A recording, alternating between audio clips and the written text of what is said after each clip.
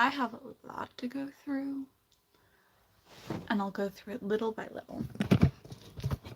So let's get into it.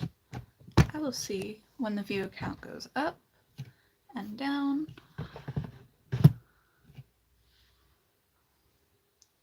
Ooh. I did not plant my ball for this.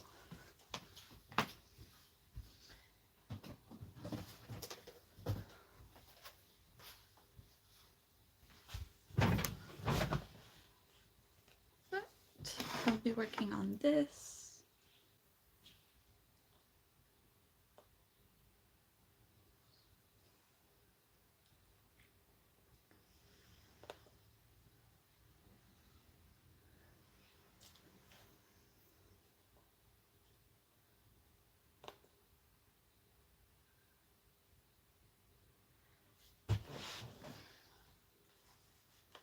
But I have a bunch of new costumes that I got. I got 2 costumes in that video. I made sure to do that, but I did post them already. They're gonna appear at 4.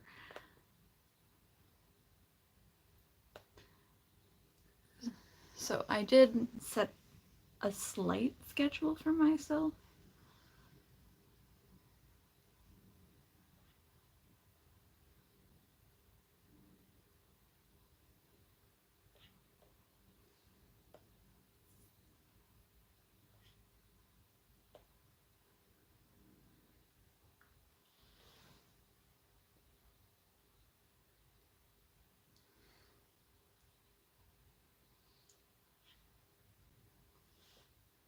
I do not remember how I got to this last time.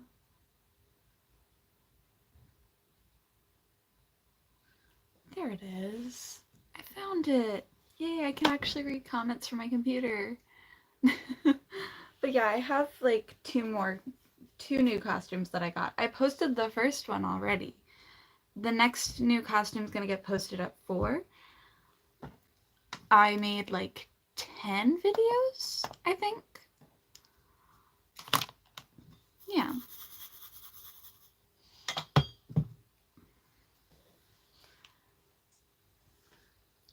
I tried very hard for that.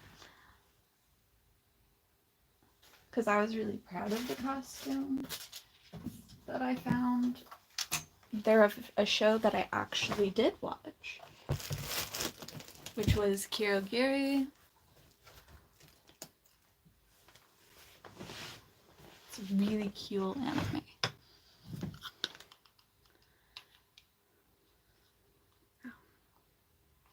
I can't get this off. Ew.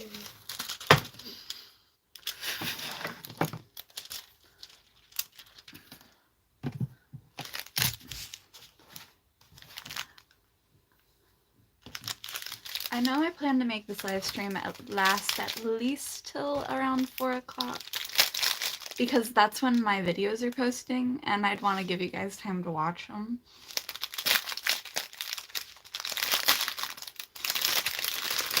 Because apparently you can actually set a time schedule for them to just post automatically.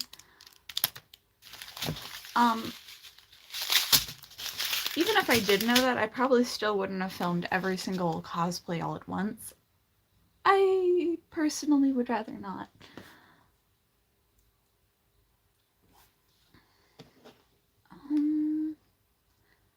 I did not bring scissors with me, but I do have a knife.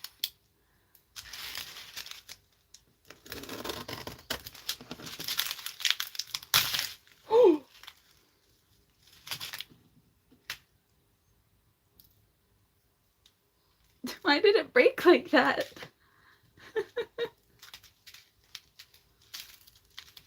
Okay.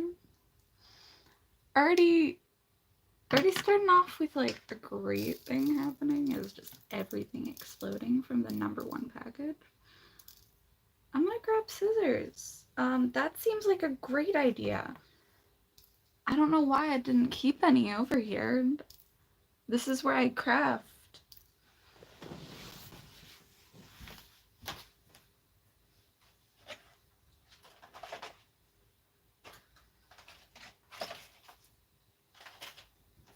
Okay, now I'm gonna fix this. Hi. Hi, Skylar.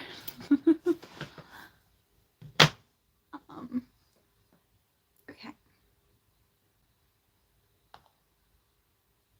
I just put baggies over here.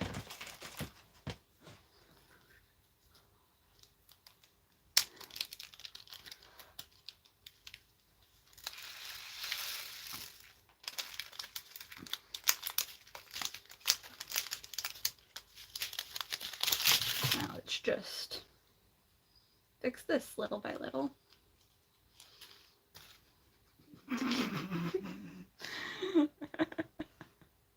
Of course, I make such a huge mistake at the beginning. I am very bad at planning, clearly.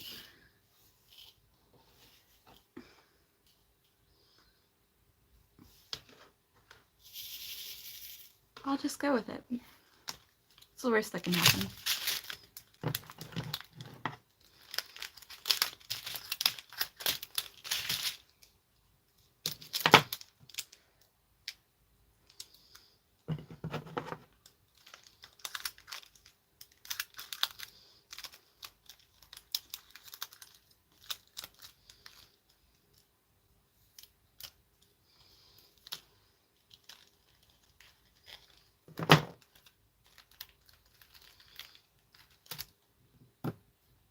Okay.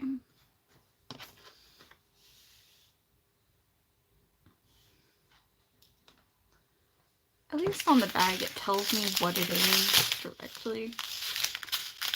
But I wish they all came in resealable baggies. They don't, but you know what? That's okay too. Let me use this one.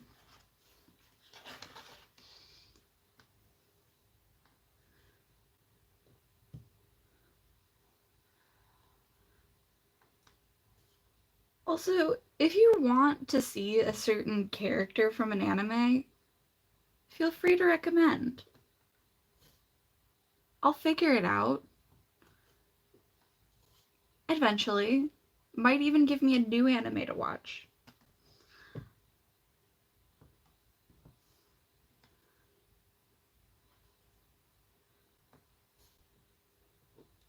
I have watched a decent number of animes, but not that many.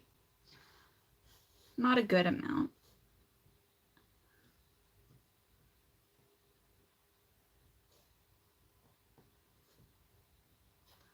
I will say though, I have read a lot of manga.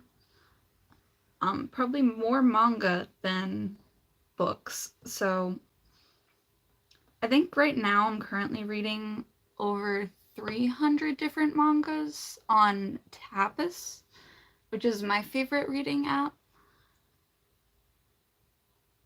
I don't like reading the novel style. Yes, I could, but I don't like big blocks of text very much.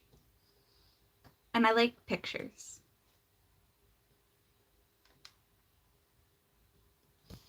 Which is also probably why I do diamond art, is because I like pretty pictures and I can just follow the steps. It's kind of like being told what to do and having guidance.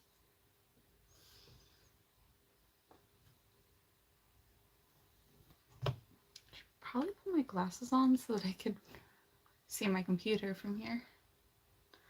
I did move the chair that I had my computer on, so now there is actually a way for me to get out of my desk without falling or hitting my desk. Because last time I hit my desk, one of my Lego sets completely fell apart. So I had to put it back together from memory, and it's missing pieces now. And I'm like, great. I was happier when I wasn't missing pieces.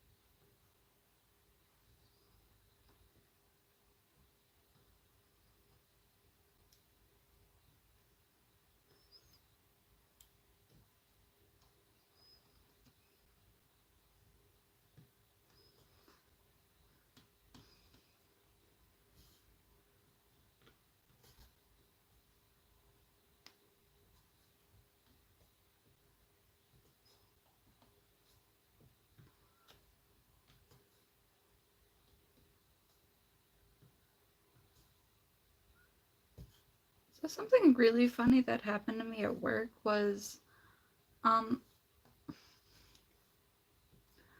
went to work tired, and it's not really a good idea to go to work tired, but I woke up to my phone ringing because I was 25 minutes late to work, which is not that big of a deal because the store doesn't even open till 10:30, and I'm only really a cashier, but I still got a phone call, and it woke me up, and I was like, what? Yeah, nope, just woke up. Sorry about that. But the entire time, I was just kind of walking around like a zombie.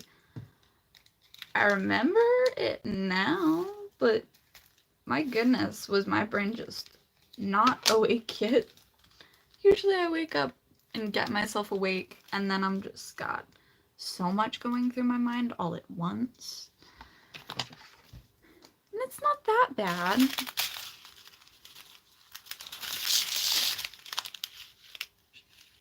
Probably do a bigger number.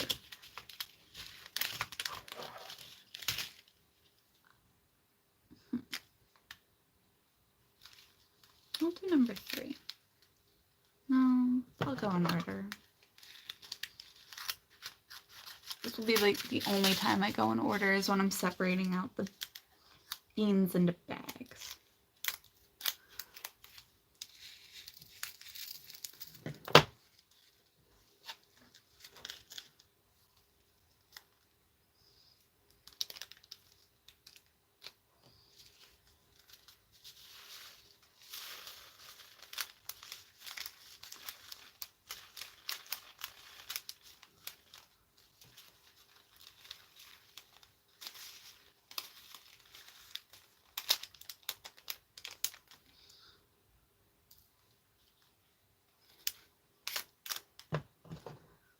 I feel like the way I do diamond art is not the most normal, but that's okay.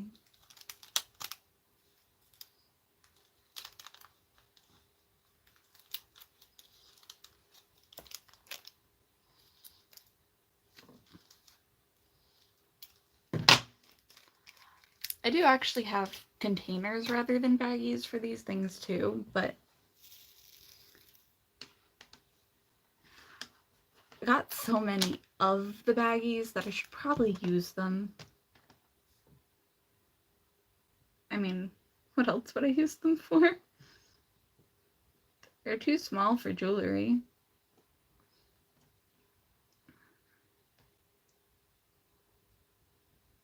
I guess I could technically store rings in them.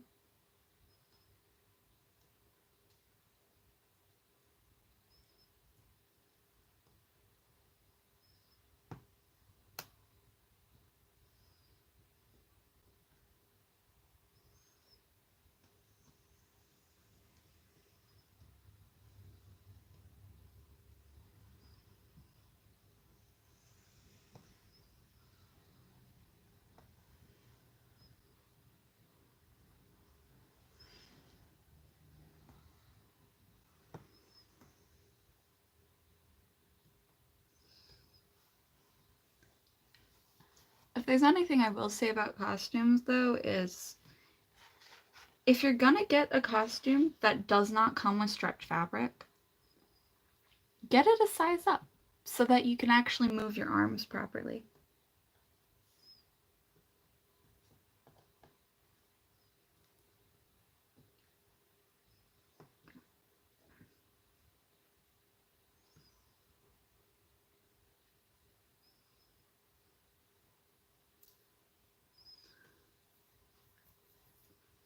But also the wig that I used in those cosplay videos that are getting posted later at like 4,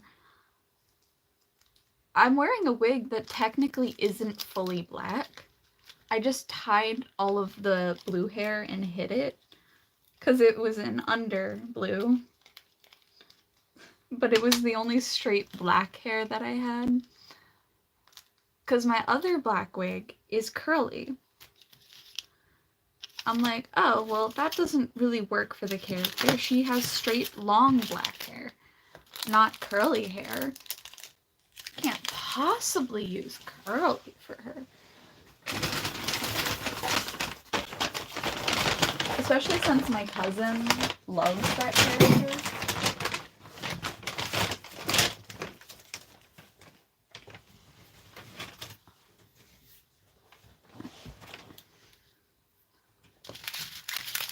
My cousin did recommend a lot of animes to me. I will say that.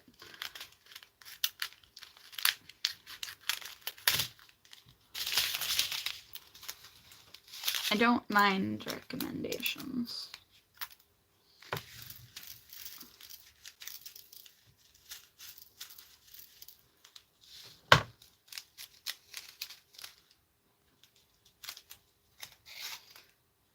That's kind of why I asked my friend to choose which diamond darts I do next. She didn't choose the coasters. I did. I just wanted to do coasters because they're simple, they're small, and they're easy.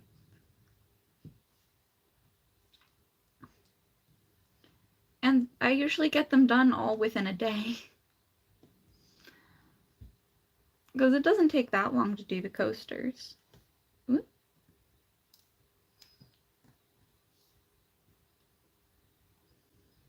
I will say though, I usually don't do the coasters alone. I usually do them as a group with my friend because she likes keeping the coasters.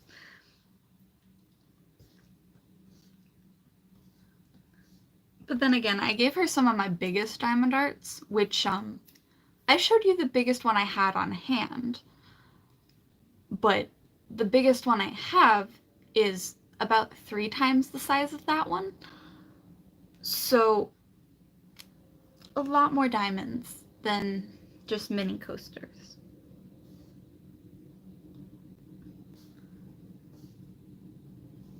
Not that I don't have some really big diamond darts in general. I do have plenty.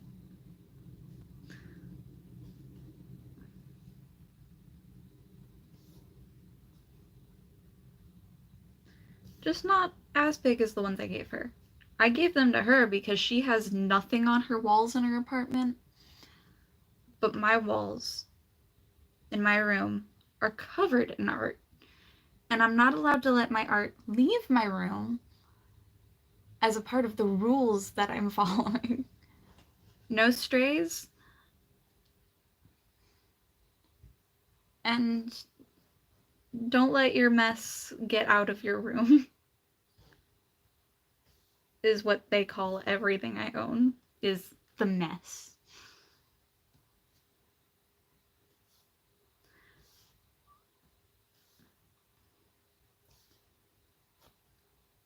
I mean,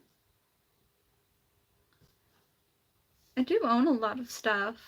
Borderline hoarder territory, but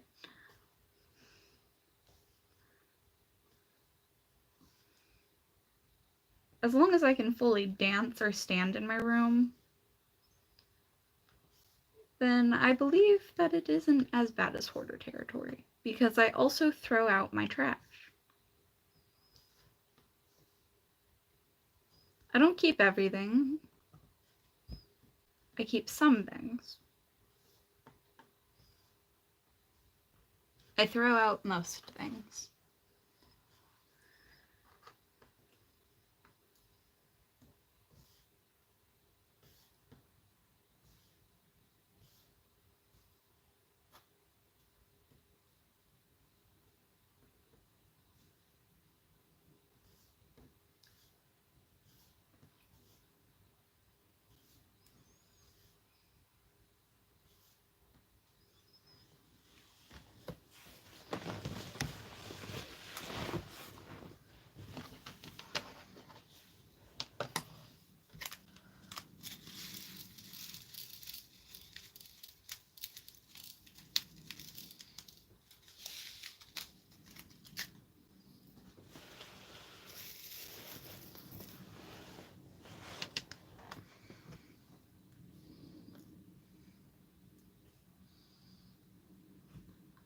I will say though, I did ban certain emojis for comments. And that's mainly because I don't understand emojis at, like, all.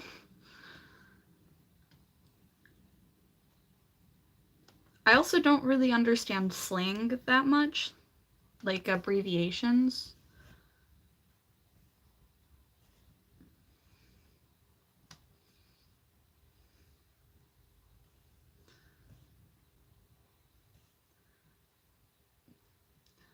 Because abbreviations can mean literally anything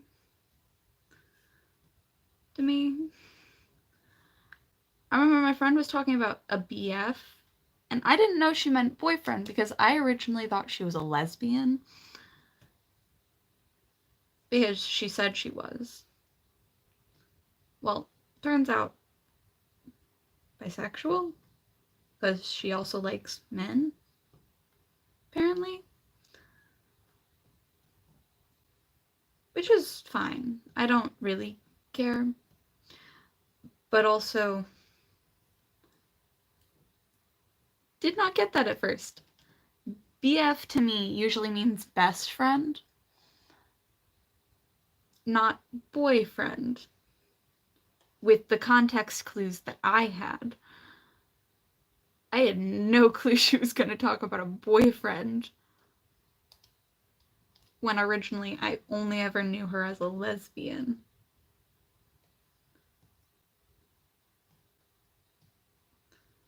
And sometimes I get no context clues because I don't know everybody. And then I'm just like, what does this mean? Someone posted a comment with only emojis, and I'm like, what the hell does this mean? And another commenter was like, I don't know either. And I'm like, I'm glad I'm not alone in that confusion.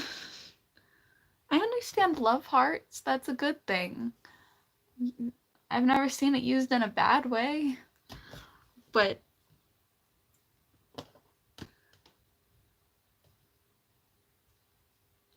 I don't really look at faces. I used to stare in a mirror for hours practicing facial expressions so I'd make the right ones when talking to people, because I don't know what to do. And now that I'm an adult, I don't hide my facial expressions at all, and people can tell exactly what I mean immediately. And I'm like, oh, okay.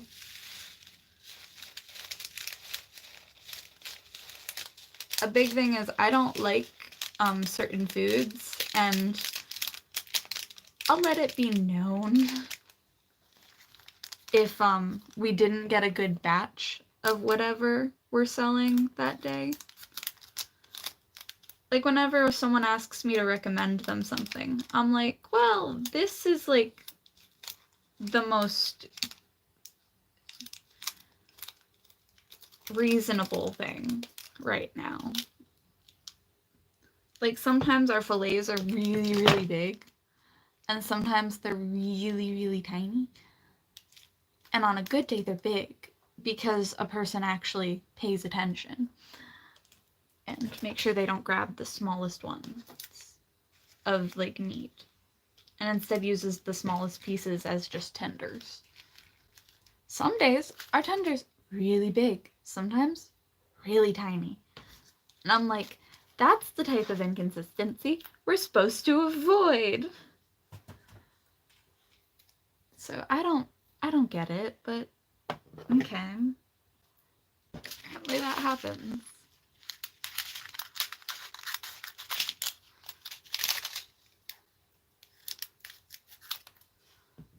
Also, I got these scissors on Temu. They are so sharp that they've cut through literally every type of fabric I've ever owned.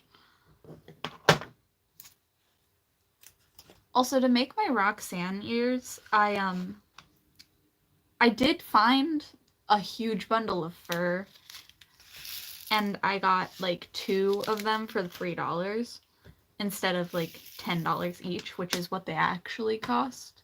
Because thrift stores are awesome if you're looking for weird materials or unique items that you really won't find in regular stores.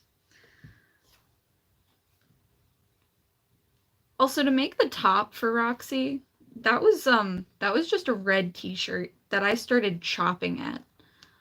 And I reattached the sleeves backwards and with safety pins. But it looked correct, so I just went with it.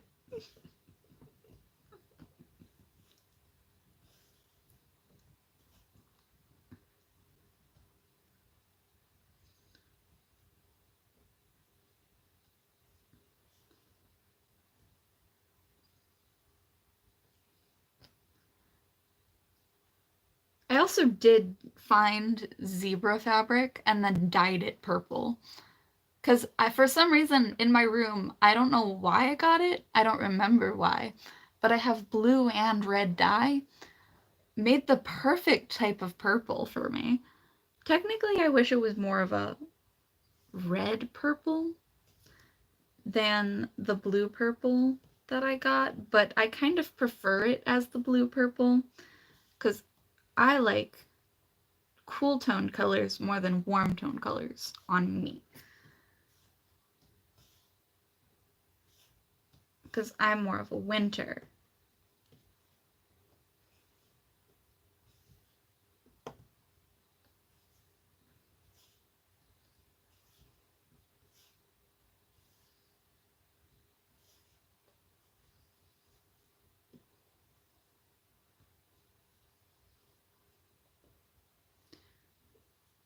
It's also probably the reason I'll never go blonde.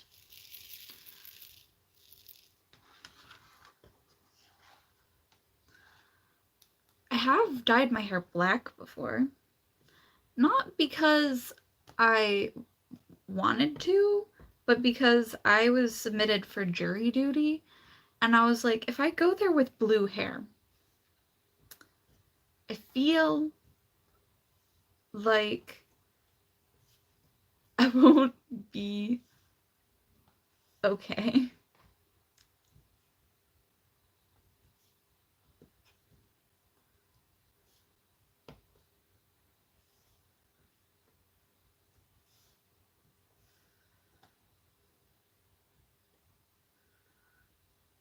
I also made sure that I took an empty bag with just my wallet because my actual bag has 3 knives.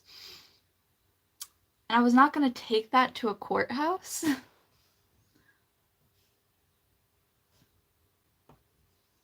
I never ended up actually being on the jury, which is why I dyed my hair back to blue. But I was so depressed not having my blue. I understand why people dye their hair in Japan and China so often to like blonde or something brighter or less dark. I get it. Black is kind of boring. I understand why they don't want dark hair. I mean, their hair is beautiful there, but I understand why they wouldn't want it personally. Specifically in the color.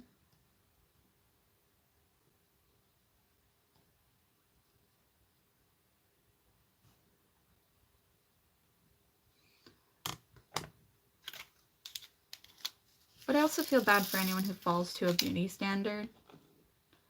You don't have to follow the standards. Considering there's 8 billion people on this planet, there's 0% chance that you will not find someone, okay? Most of the time, people find someone within their own town, nearby.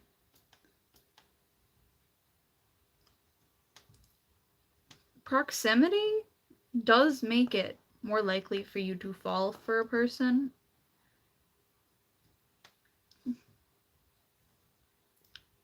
Out of convenience. Just naturally.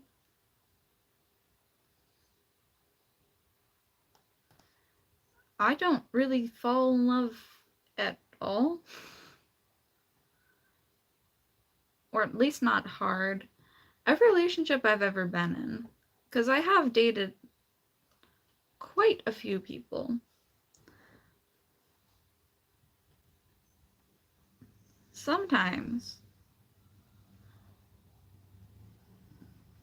you just want to be around and have fun.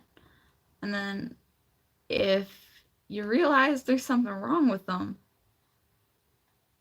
which not everyone does, but I've always studied psychology. Even when I was in like high school, I never got classes, but I did study online about it because people always intrigued me because I never understood them and why they'd react certain ways.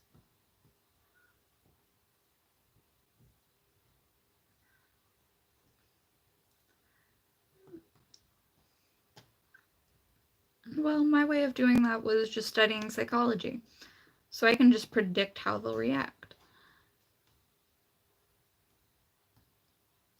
And well, with that ability, every time I see a bad habit pattern, I kind of just give up on the person because eventually they'll learn that people are leaving them because they're in a vicious cycle of not listening to others' advice or trying to become better.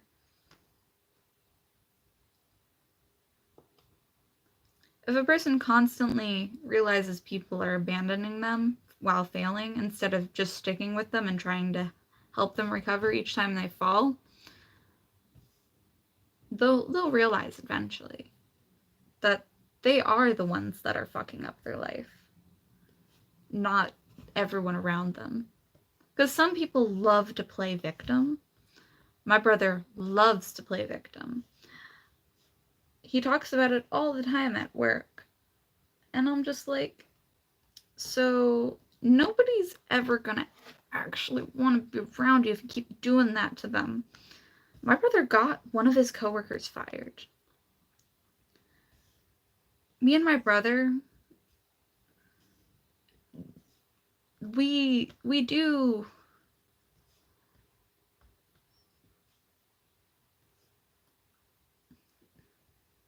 things differently. We react differently. We don't even look related.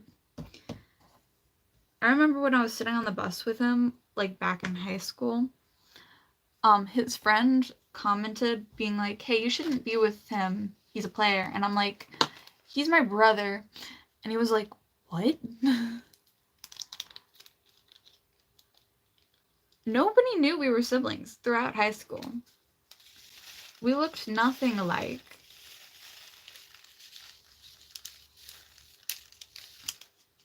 But I also dressed like a child when I was a child. Not like an adult, like kids try to do now.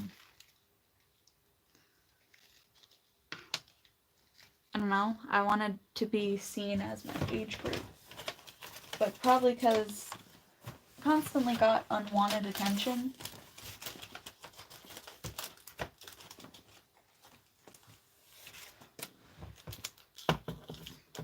From adults my entire childhood.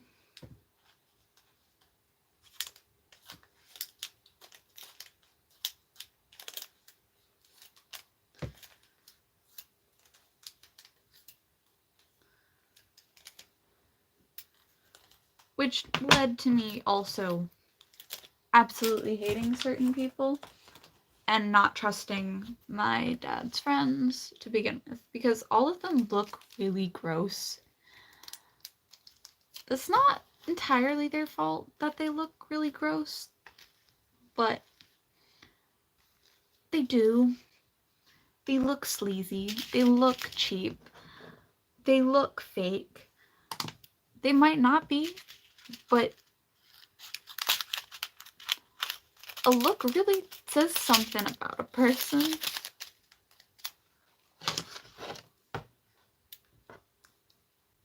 But also, while my dad and my aunt were on a cruise, they got these like pineapples, And I'm like,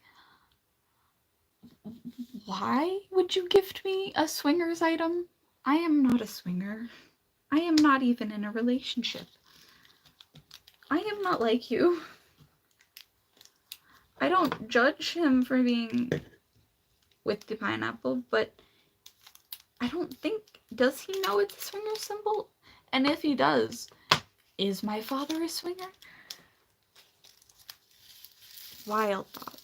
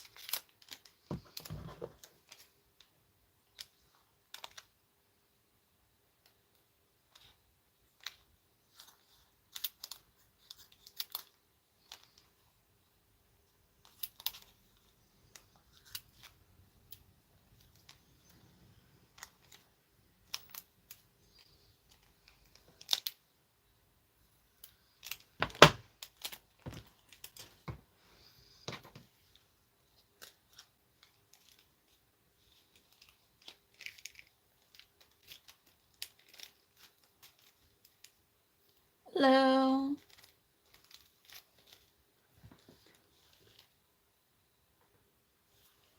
Hello, bunny.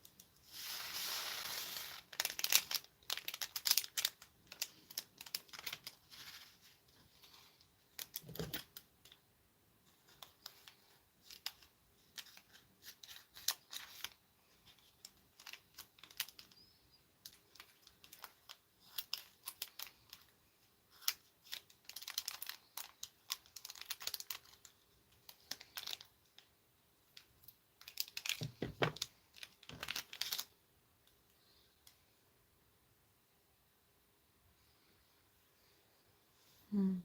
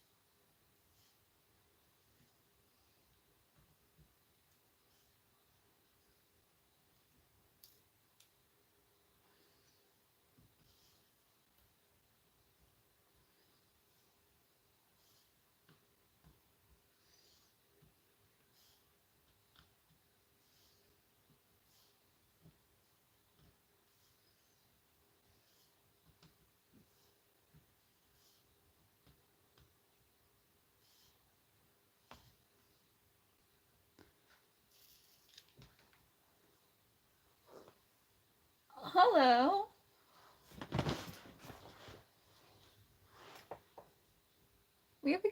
mine in the chat.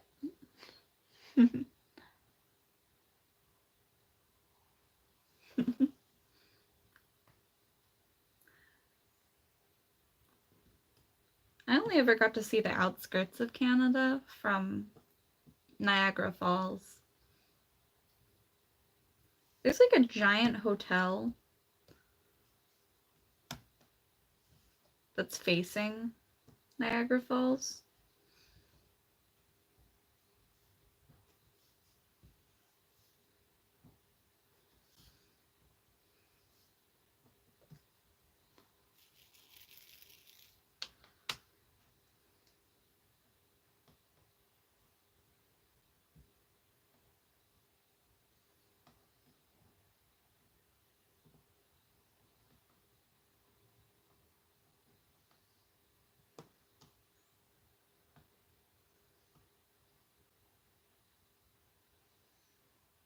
One of my favorite tarot card decks was something to do with the moon and the stars, because I really genuinely think the moon is beautiful.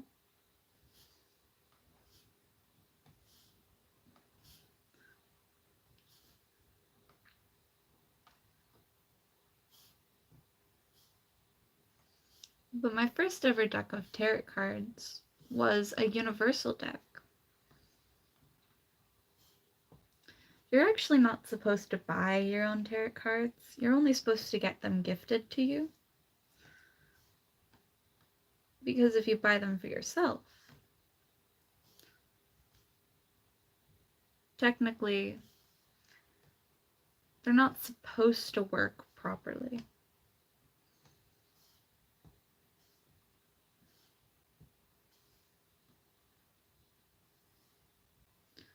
But I used the logic of, this isn't even my money. I stole it from my dad.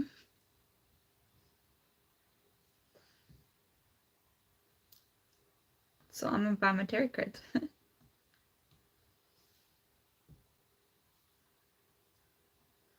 I used to take money out of the change bucket all the time. He did say and state that technically it was there in case I wanted something, but he wasn't home to give me money. Which is a nice parent, I think. He's not home a lot.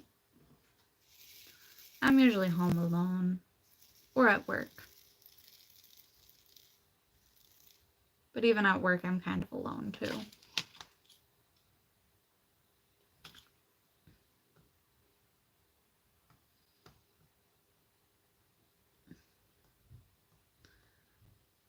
Not that I'm not nice to all my coworkers, it's more if I just can't trust them. Which I feel like you'll get anywhere. You can't always trust who you work with, because their priority is their job. And everyone's priorities lie differently. Especially when you're in such a low-level job, more people are going to be more weird about it. I couldn't care less where I work and why I work. I work because I need the extra fun, and that's about it. If I work, and then I go home.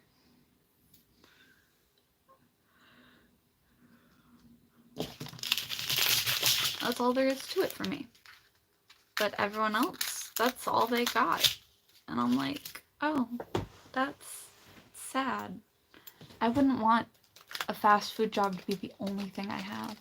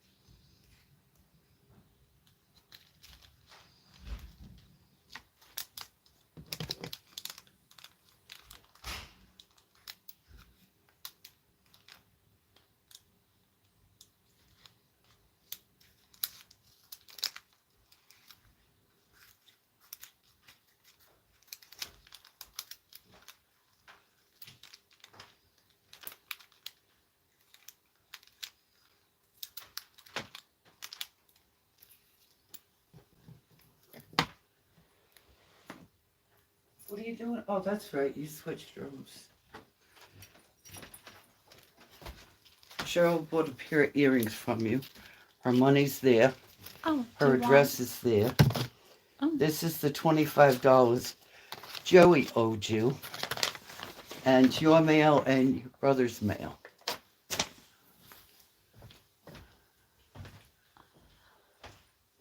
Have a good day. You do.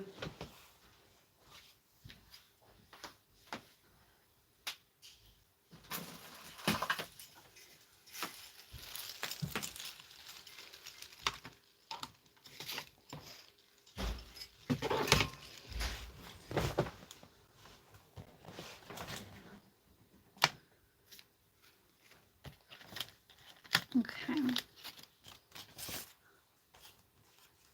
Let me... Oh, that's so cute. She wanted the duck earrings. I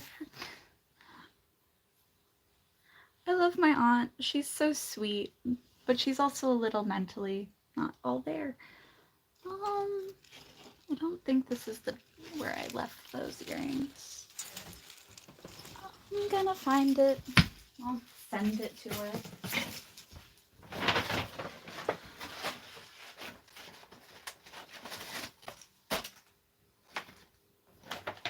She specifically wanted the yellow ones. These glow in the dark, and they're really cute.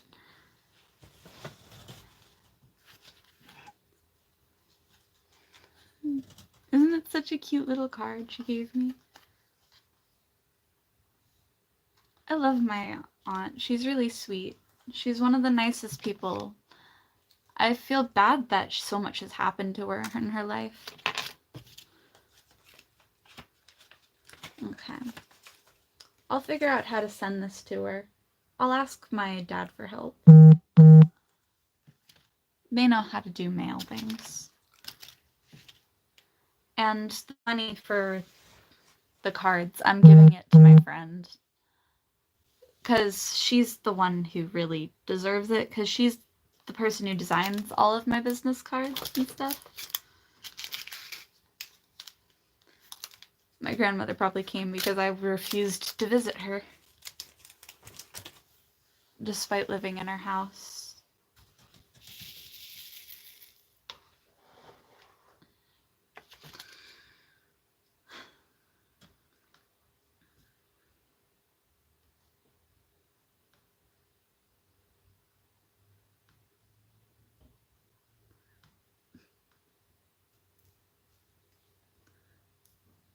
I hope it doesn't seem that mean for ignoring her or avoiding her. I'm just minorly upset at her for some of the things she said about people. Sometimes people are just mean to others. And you take it to heart. I believe it's wrong to be homophobic or mean to others for what their choices are.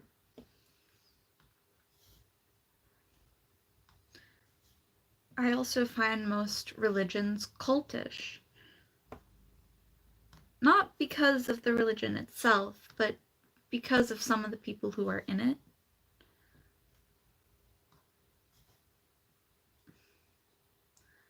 Like, I feel like the world is our church, so we should be able to pray anywhere.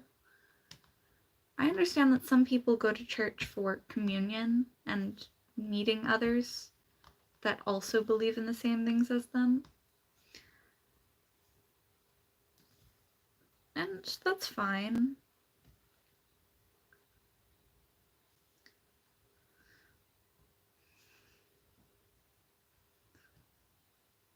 If that's what you need, then that's what you should do.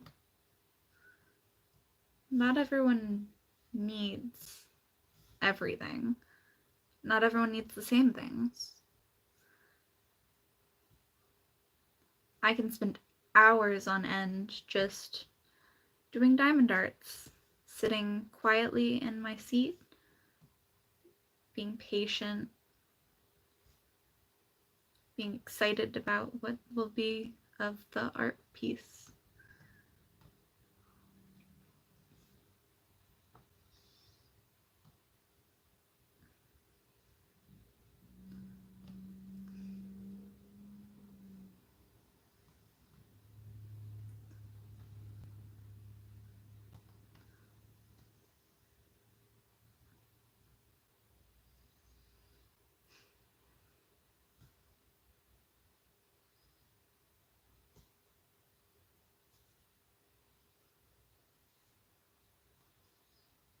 I used to visit my grandmother every single day to help her with things. But as I've grown into an adult, I've started prioritizing my own goals, my own things. I'm still in school, but that's for me. I like to study, I like to learn, I like to listen to people. I don't know if anyone else feels like that.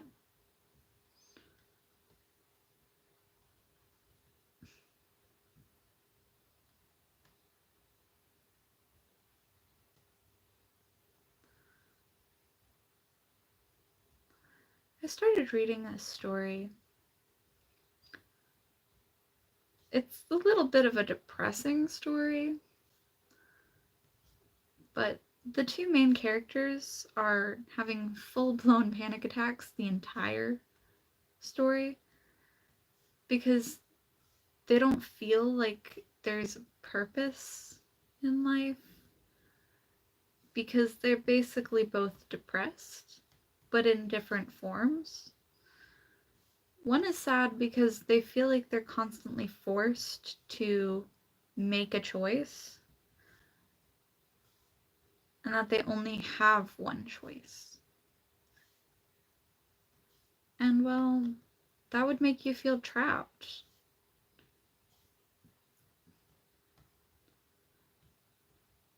Pressured, even when you're falling apart. And that's not healthy. You don't want to feel trapped or pressured. That's why some people find freedom when they join the army, is because when they lived with strict parents, they never got to go wherever they wanted. They never got to travel. They never got to see new things. And so they find freedom in the army, despite having to follow so many rules. But I guess that's also a form of regularity for them, is having to follow certain distinctions and rules.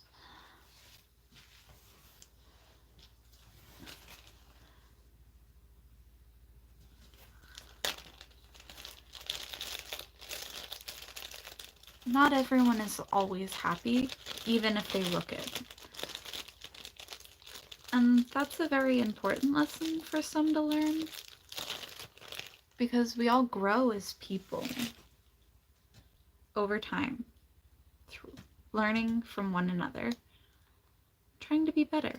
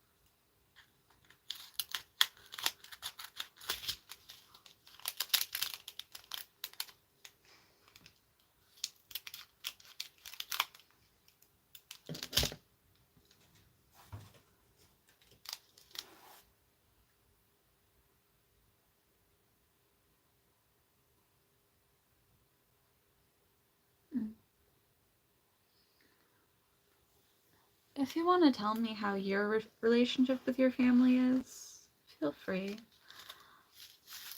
I have a very distant relationship with my family because I love them. They're nice.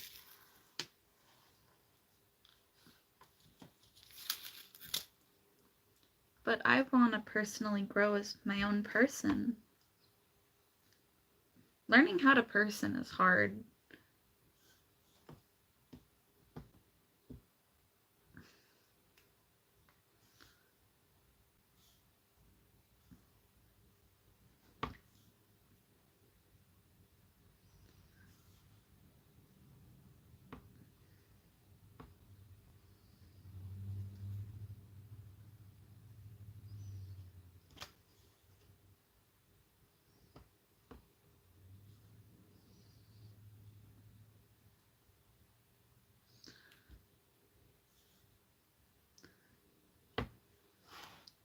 I think one of the best types of study for me was sociology.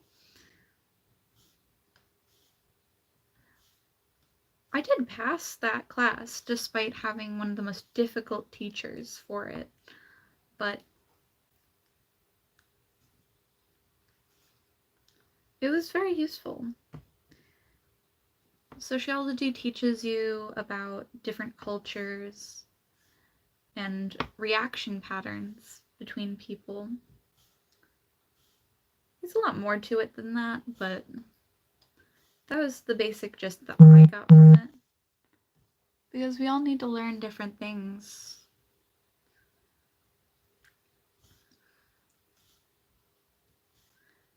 I realized I take longer on tests than the average person that I go to school with or have gone to school with.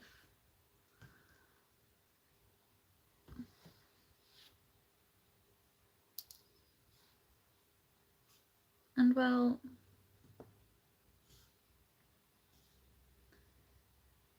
kind of sucks because I know I used to get really good grades, but also finish my work in class.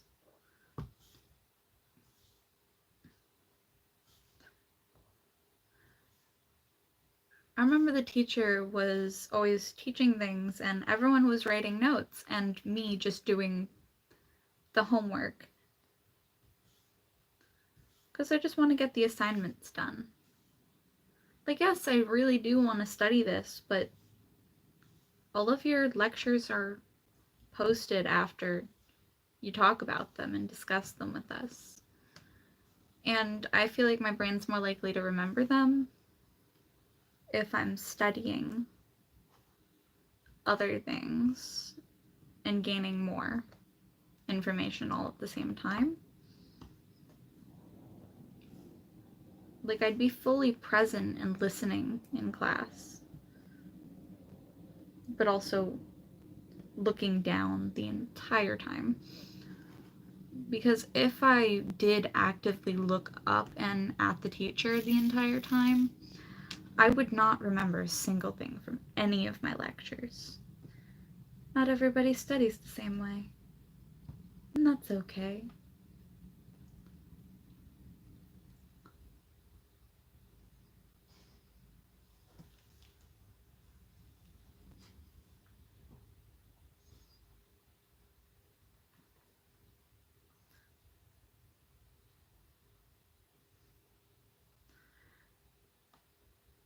I mean, my main topic was psychology, so that probably did help a lot because psychology and sociology overlap a lot in certain fields of study. It's kind of like a psychiatrist and a psychologist.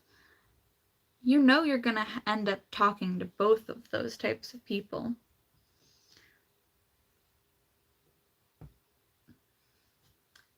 I wouldn't mind being a psychiatrist, but the reason I would rather choose psychology over psychiatry is because I want to teach people how to cope without the need or excess amounts of drugs or medicine, because not all people can use our modern medicines. Every single body, every single mind works completely differently. My friend, her body with medicine, it always has the opposite effect.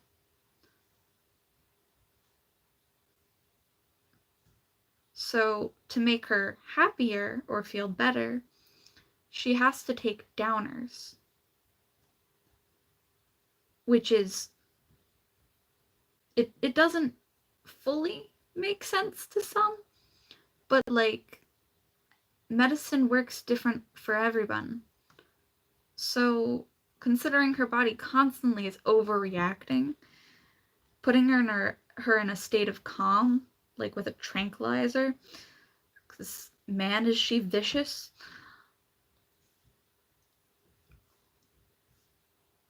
would work. It makes sense. I mean, what do they do to wild animals? They put them in a state of calm when they're overreacting. I feel like I get more viewers when I'm quiet.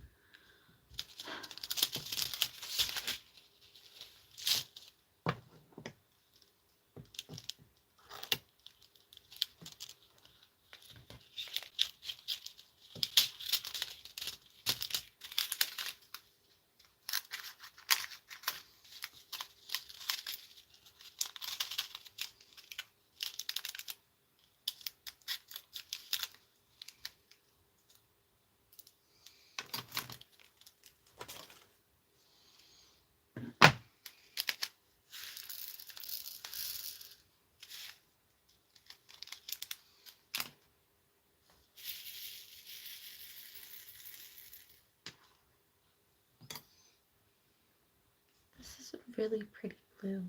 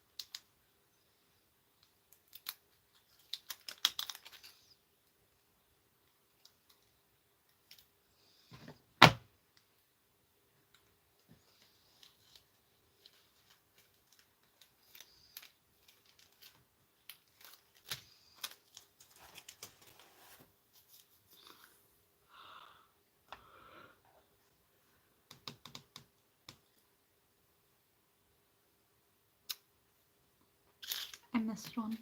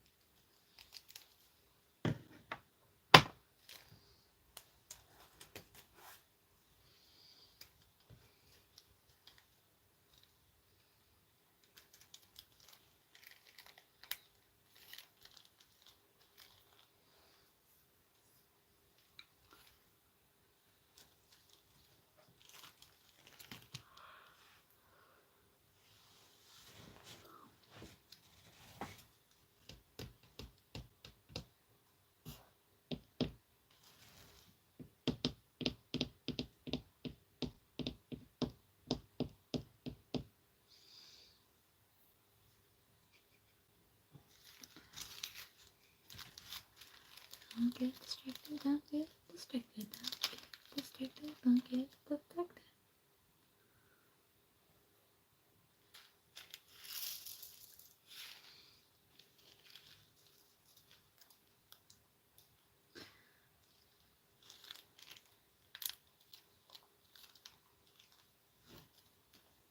Hi, Lemon Heart.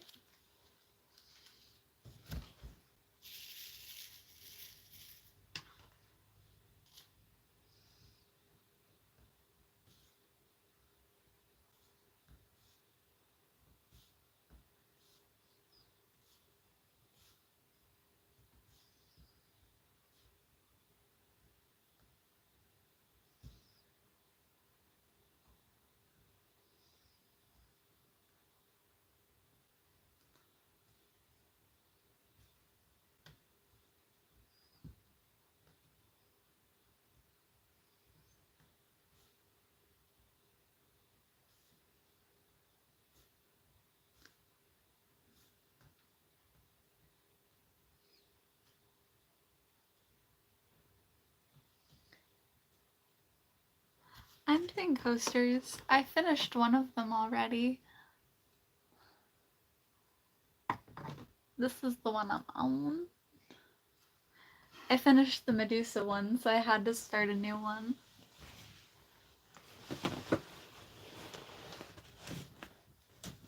I'm waiting for my friend to respond with a new one so that I have another bigger diamond art to do, but I like to do the coasters while waiting.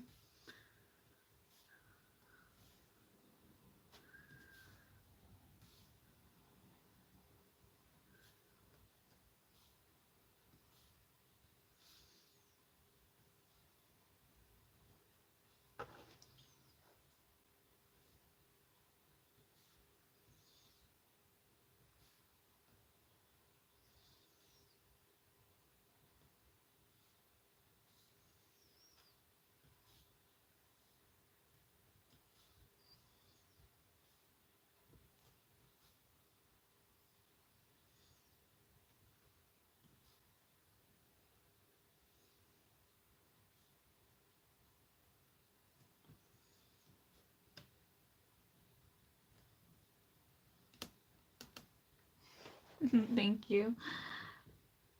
I like moons, so I chose the moon set out of all of them. I have 10 different coaster sets right now. I gave the succulent one to my best friend though because that's like her favorite plant. But last time I gave her succulents, they didn't really survive.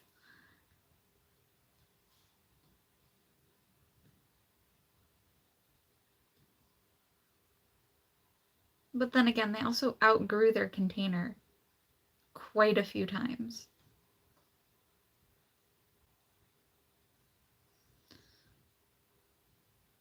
It's like I could never give them a big enough container. They kept outgrowing them. And then one of them finally died, and I was like, no! Because one of the art ladies loves to give succulents to all of the vendors.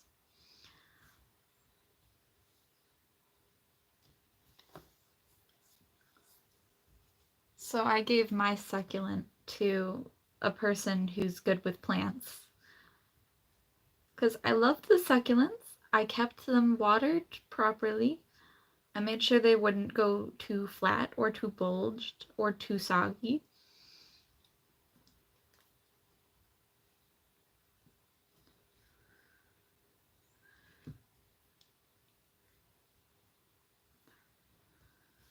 And then they kept outgrowing their container.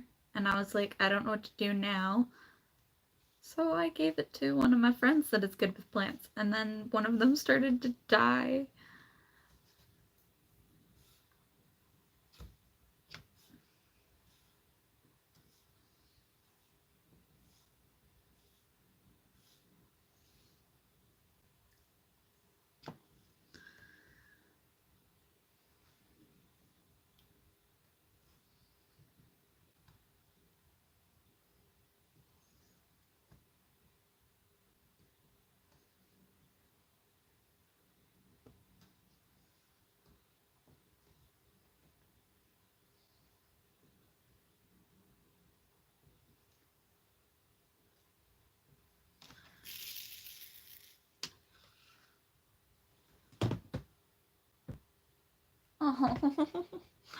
Be careful with that though, because some plants are deadly to cats.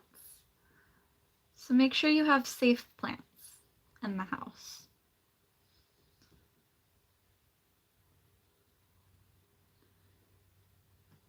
That's when I kept researching what plants I could keep in the garden to make sure that pets would be fine, because I was really concerned.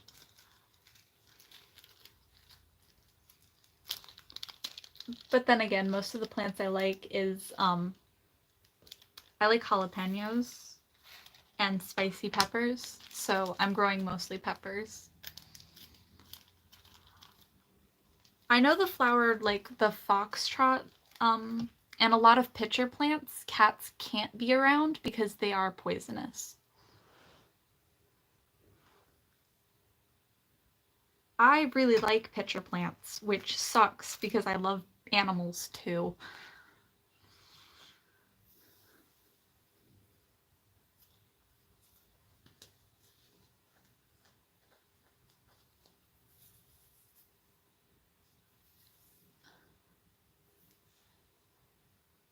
I will say pitcher plants are flower types, so some flowers are pitcher plants.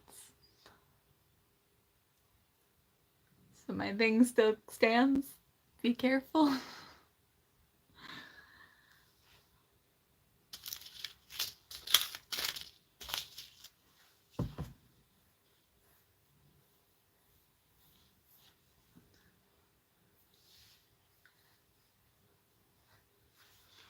Um,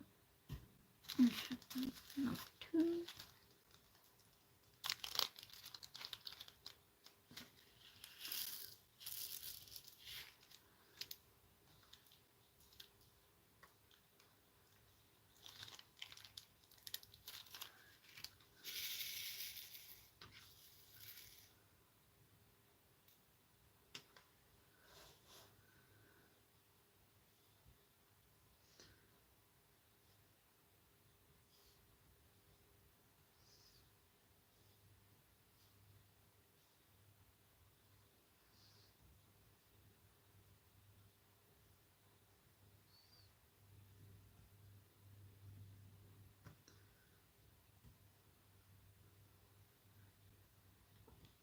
What's your favorite type of flower?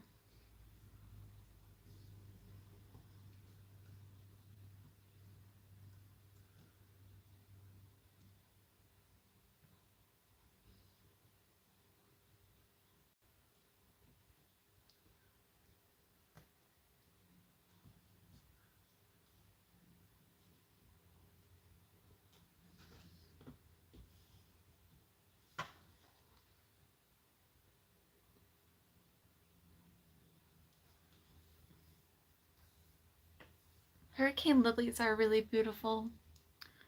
Roses are quite simple, but they are elegant, so I understand that one. My favorite is water lilies.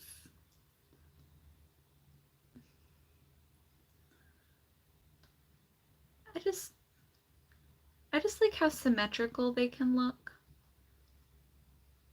despite being so natural.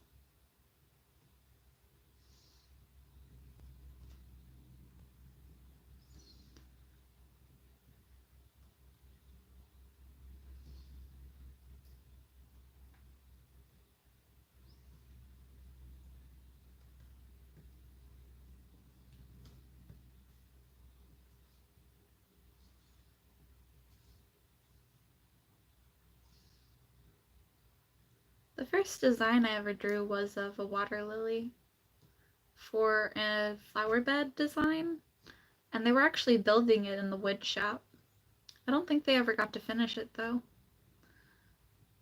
because COVID hit at the time.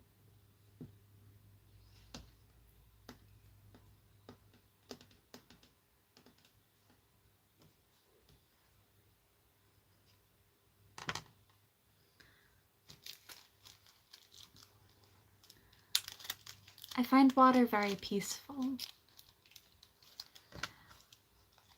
My friend only finds water peaceful when she's fully under the water. She was never taught how to swim properly.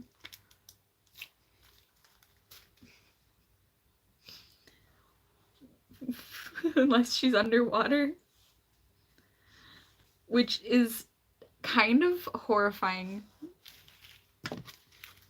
to witness. But it's because her siblings used to try to drown her, so.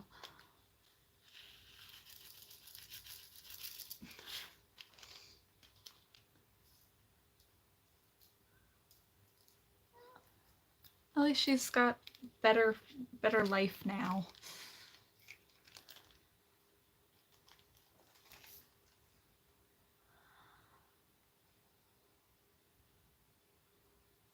No, because water is really pretty. I'm gonna grab some photos that I took.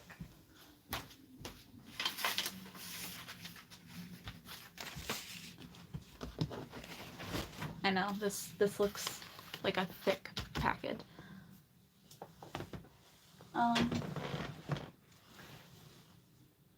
I'm looking for my charger.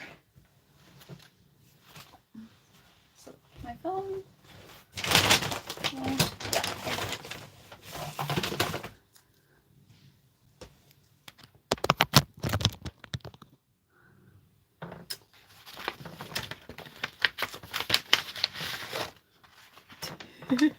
I know it's a stick stack, but her siblings used to try to drown her because they're not very good people. But I have a lot of photos of animals, but then I have scenery photos like this one.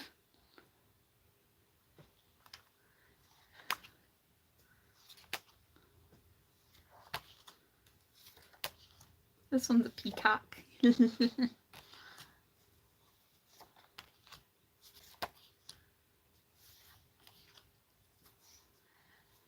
This was when I went on vacation to Virginia, I think it was, to see the caverns.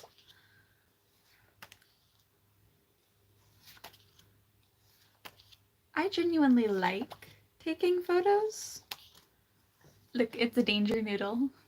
There's a lot of pictures of snakes in here. I like snakes.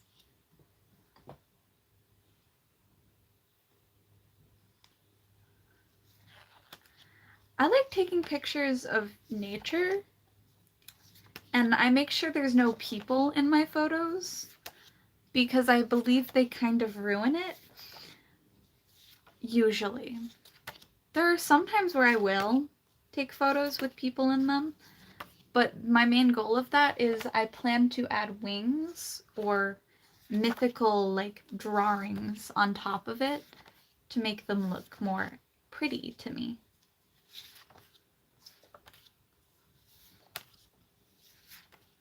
There's just a lot of snakes. A lot of snakes.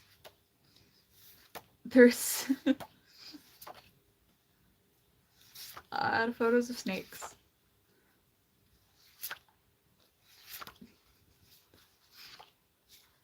Ah, look, cathedral.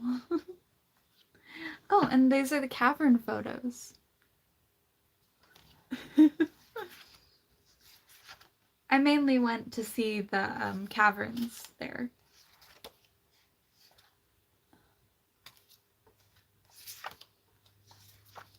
Doesn't it look like you could see a Wendigo crawling through that at you, trying to kill you?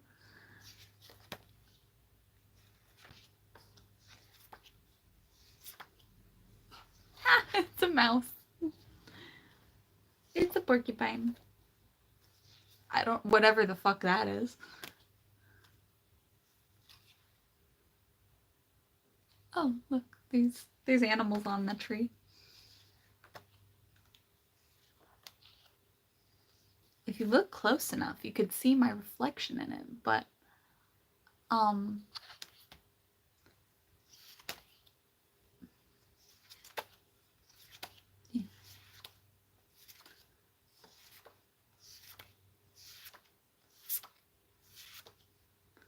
Ooh. I like this one. I need better lighting.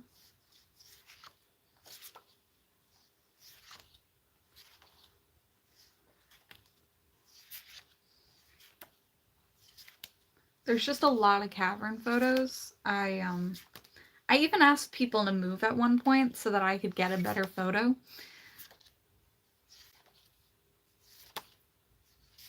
I was like, I'm sorry, can I scooch in here a little bit so I can take a nice photo? We're just like in a really good spot to take a photo. They were really nice about it and they did move and let me get the photo I needed. So that was nice. Ooh, yeah, that was one of the museums I saw. This one kind of looked like that creepypasta with the slit mouth lady. And that's what that reminded me of. I also took a lot of photos of artworks because I felt like if I collaged them together properly, they'd look really cool. This is one of the prettiest photos to me because I like how many shapes there are in it. And then I like birds. They're actually real birds. They're not fake birds. Oh, let me just move that so I can sort it on the stick.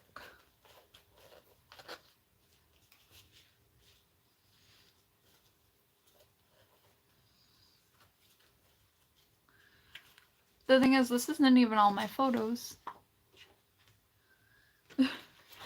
I actually gave away most of them.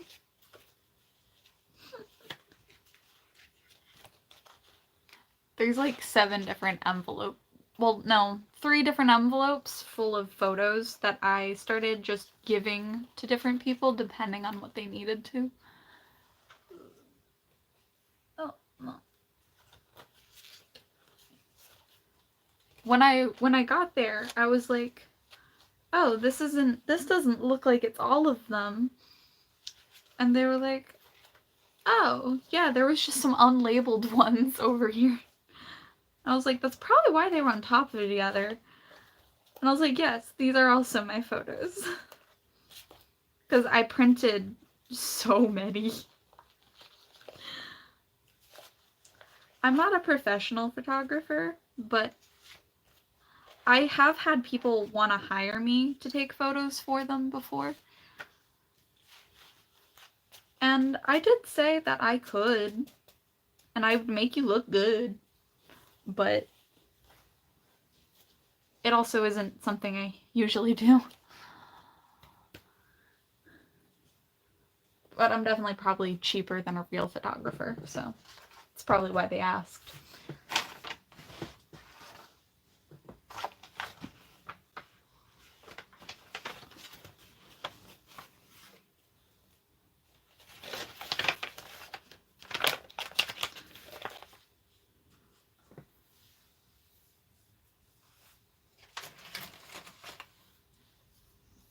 I mean, photography is really fun, and it is really beautiful, so I get it. It is also a really hard career to get into because a lot of people are really egotistical. So make sure you have a strong backbone and fight for it and always take every opportunity, even if it feels a little bit cringy. For cosplaying, do what you can. If you see a costume you like from me, I will tell you where I got it. Because I'm not a gatekeeper.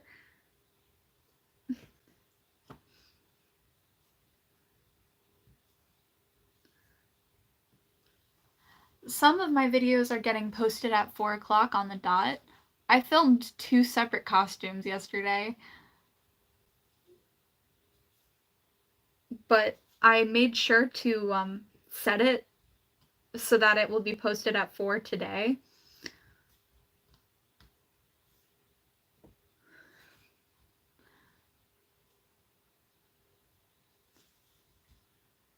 Just for the ease of it.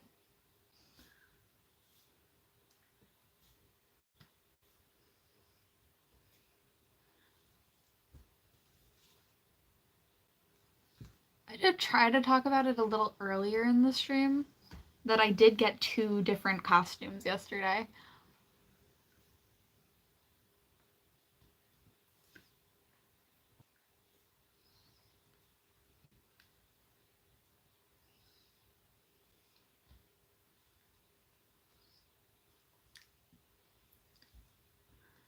They're both from animes that I've watched. There was a costume from Gary and Death Note. I liked the Death Note one more, so I wore it first. But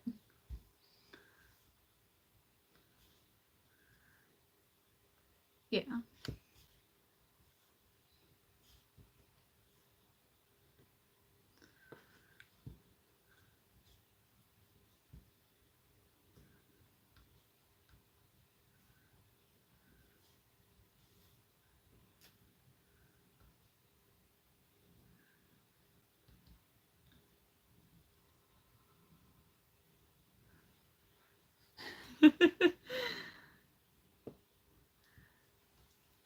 Yeah, in one of the videos, I showed all of the different board games that I own.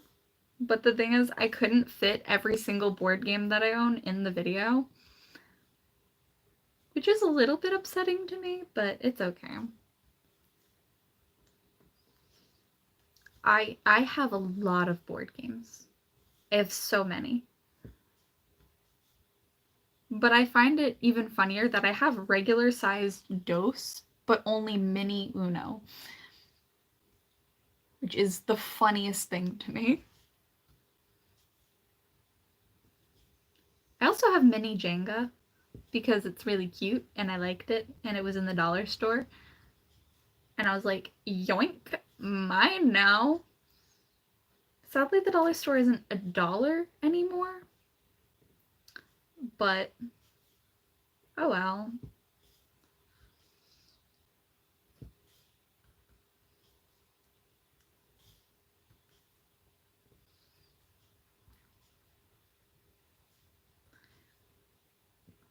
Though if you're looking for weird patterns, only a bunch of card games. You know what? A little bit of everything is what I have. I have the voting game, which is a card game. I have Cards Against Humanity, which is the Gen Z version of the game. So it has references that I would know about because they were from my generation.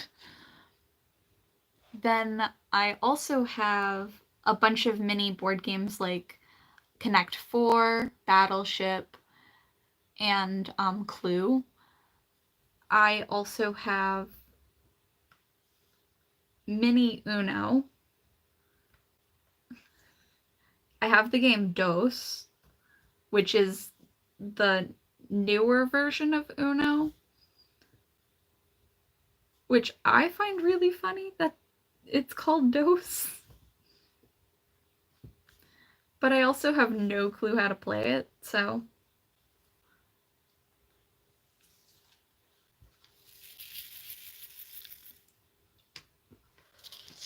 that's the thing. I also have mini Candyland. It is so incredibly cute.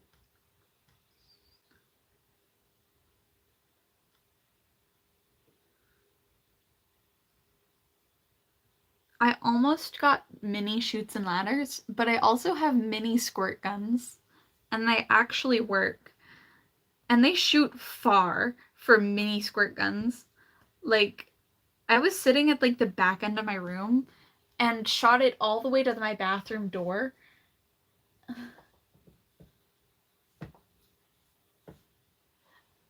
It got far. It was like a good 10 or 11 feet from me. And it could have gone farther. But I don't have that much room.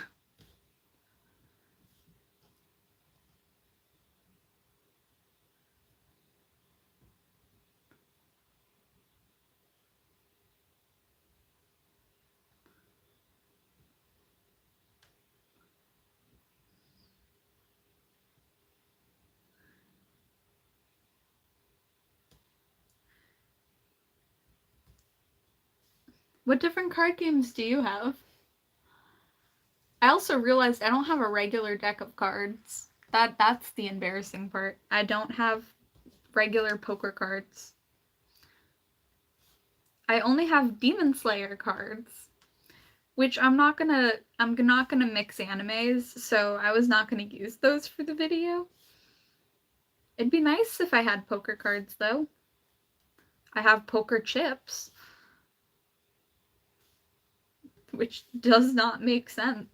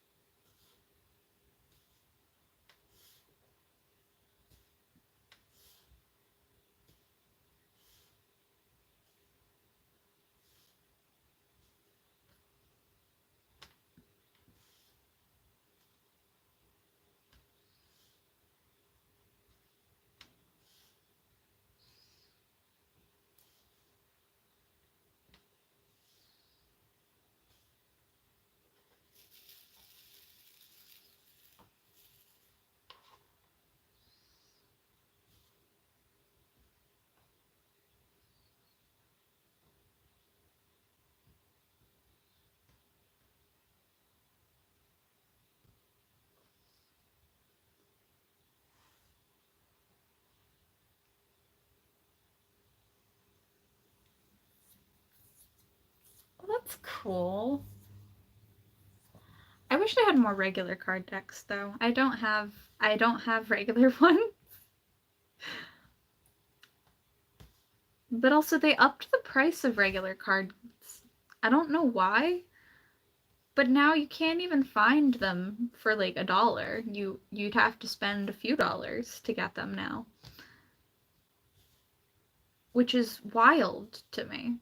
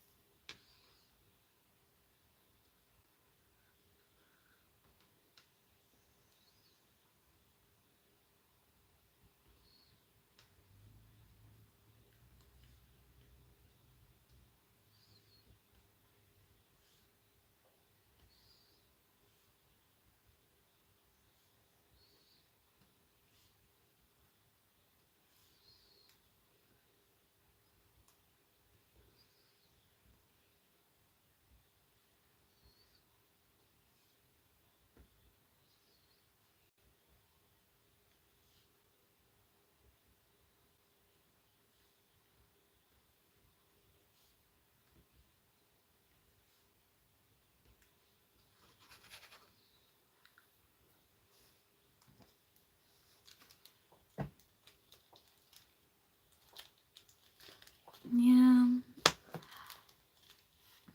Earlier in the stream, my grandmother showed up.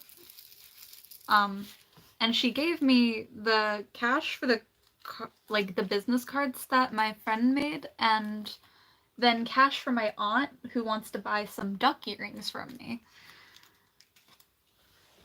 Let me show you the duck earrings. I make little duck earrings and they glow in the dark. So that's something.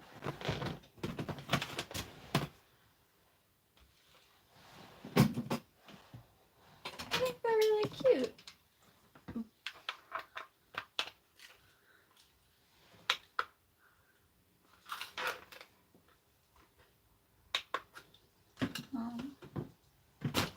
Yeah. No, they're still not lit. So I'm gonna send those to my aunt. I'm gonna ask my friend how to mail stuff because she's got more practical skills than I do. You ever just have that one more practical friend? That's what my best friend is like. She's the most practical person. I do very unconventional things. So having a person who knows where deals are and coupons because she's in all of the groups is really useful.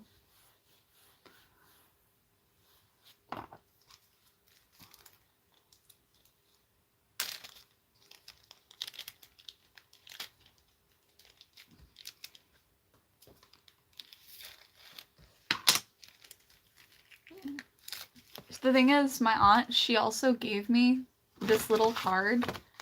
It's so cute. The thing is, if someone ever sends me a letter, I will give them what they ask for. The thing is, she didn't even have to. She's family. If she visited me, I would have given them to her in the first place. But then again, she lives really far, so I wouldn't be able to see her in person. She's like one of my favorite family members, though. Mainly because I kind of pity her. Because she used to go through so much. Family is important. I just wish people would have been there for her more.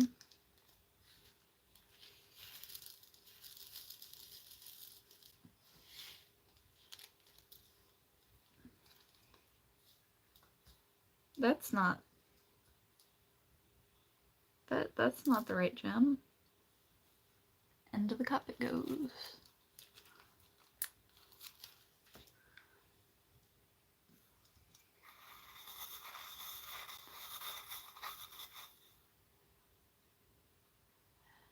I feel like not a lot of people are.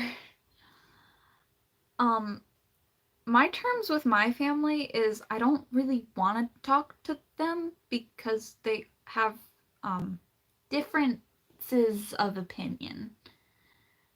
And, well, I would rather not deal with that.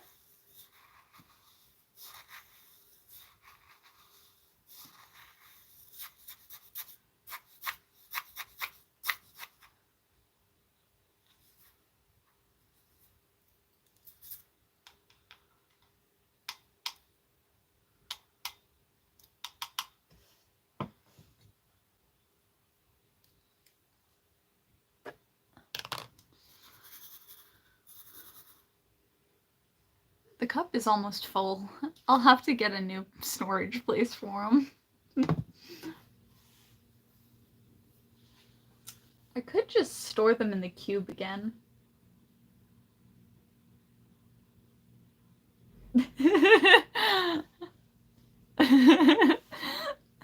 I'm not gonna eat them, I promise. These are just all the diamonds. It's almost full. I just had to find something to mix them with. Because I added new beads.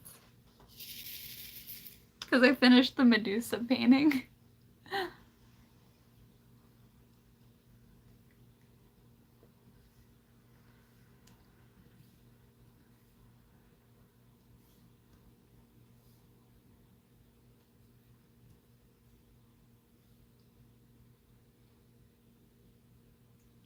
I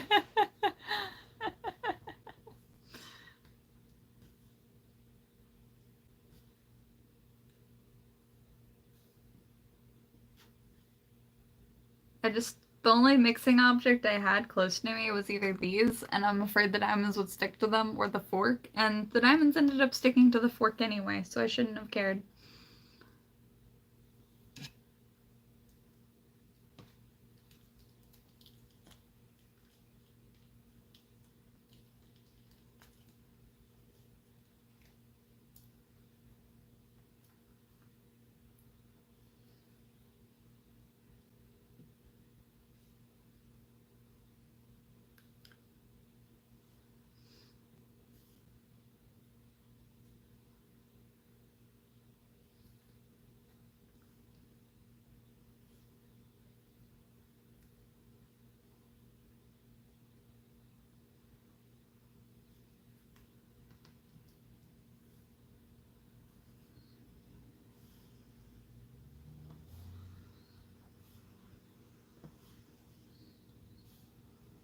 I will say, if you don't have much patience for diamond art, coasters are probably better for you than bigger diamond arts.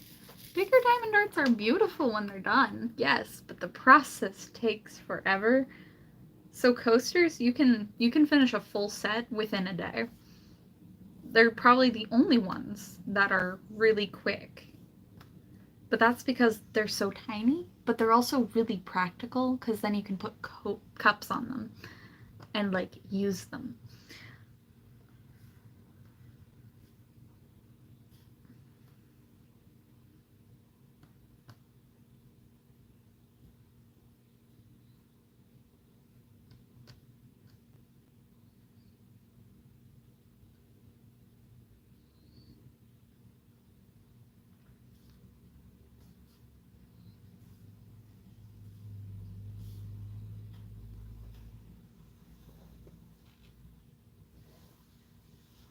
Oh no. You know what? At least if you get distracted halfway through coasters, you'll have some coasters. I have at least one coaster now because I finished one.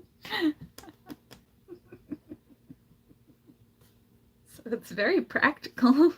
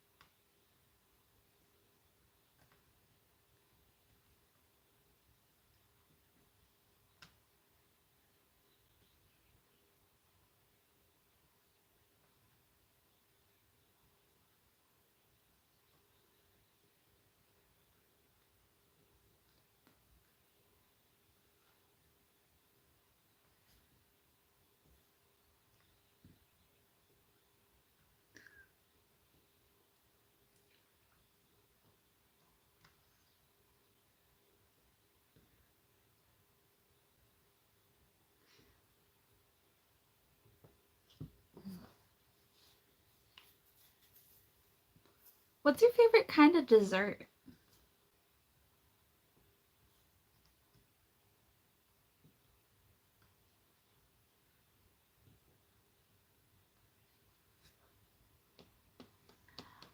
Um, it depends. I'm usually alive from 12 to whenever I have something coming up. I start around 12 o'clock normally. Strawberry shortcake is really good, but strawberry cheesecake is even better. I like cookies the most, though.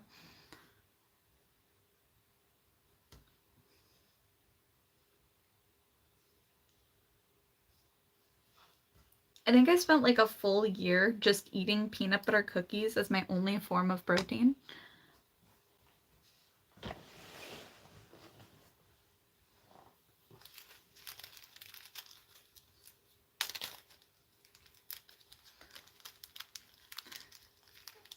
I feel like what I just said is like the most concerning thing. I like strawberries mainly when I got really sick and it was because of COVID. I'm pretty sure it was COVID. I don't actually know what the sickness was because I never went to the hospital because I refused to leave the house. But my sense of taste changed drastically to the point where all meat tasted like rotting, decaying flesh. So I could only eat vegetables and fruits and vegan food. Literally anything vegan tasted fine. So I just avoided meat for a full year. Um, or at least about a year until I recovered and my taste finally recovered so that I could eat meat again. But yeah, I can I am the type of person who can eat the same thing over and over and over again without getting grossed out by them. So I still absolutely love peanut butter cookies because they're my life savior. I only know how to make vegan ones though. I do technically know how to make non-vegan peanut butter cookies, but the recipe I memorized was the vegan one, which is also why I drink almond milk now. I used to not like drinking anything other than regular coffee milk. I never liked milk milk. Milk as is not good, but I still love cookies. I think I have like a packet of Oreos and then Oreo muffins behind my desk.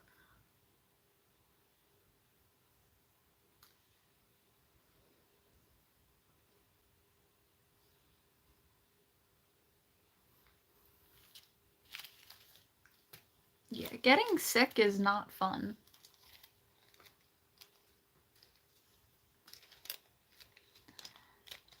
See, I wish I liked honey. The thing is, with honey, it tastes bitter to me. Most people think it tastes sweet, but I can't taste sweetness with honey.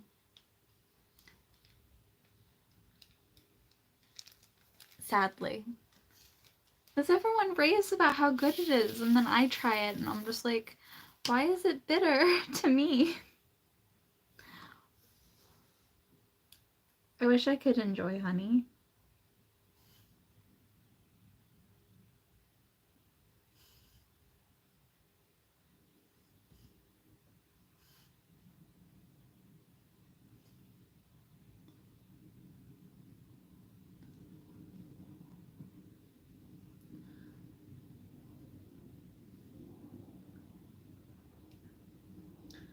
I don't know, I've put honey in tea before. I've put honey in other things. I just I feel like in general it just tastes bitter. I've never put honey in milk before, but I usually put milk in my tea. So, my favorite kind of tea is the caramel tea. It's really delicious. I do put a lot of sugar in it though, and milk because it tastes like those little toffees.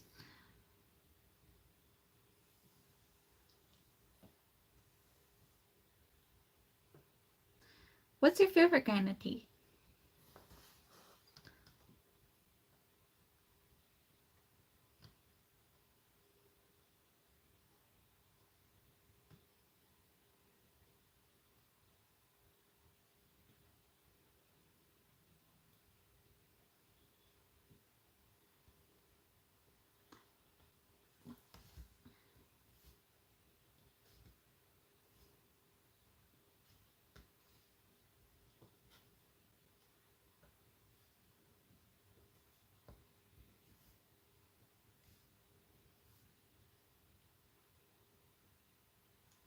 Mint tea is really good.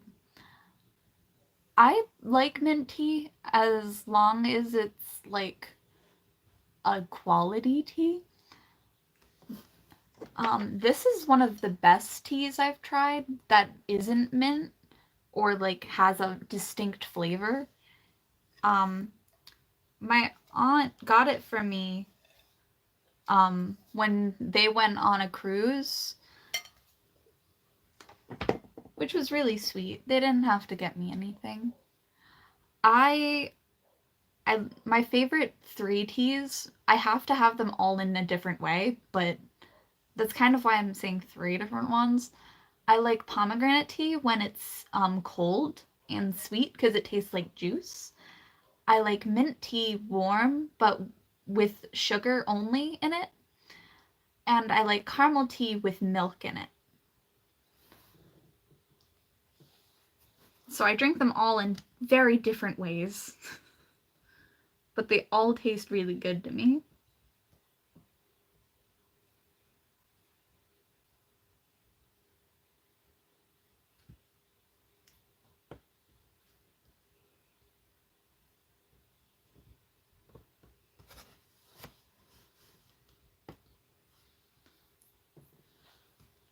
I like how I just had a container of tea off to the side. I don't know why it's still in my room. I have a storage place for food and stuff. There is a cabinet in the kitchen.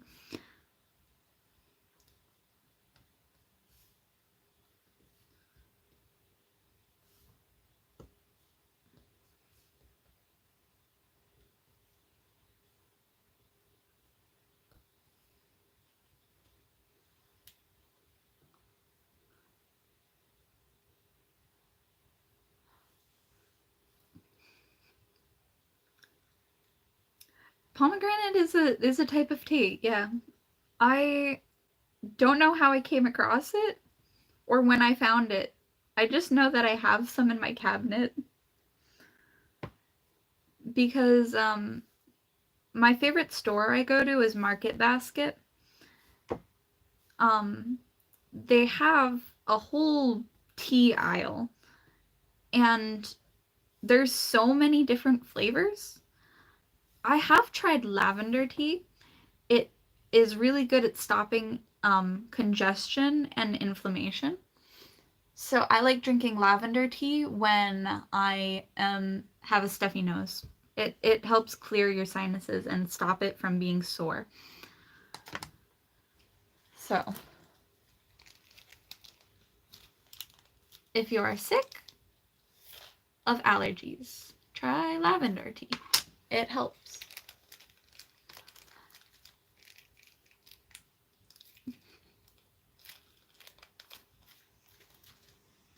Not a lot of people know that every single type of flower and herb has a medical property to it, which is why I like plants so much. I actually have a book on plants. They make a new one every year though.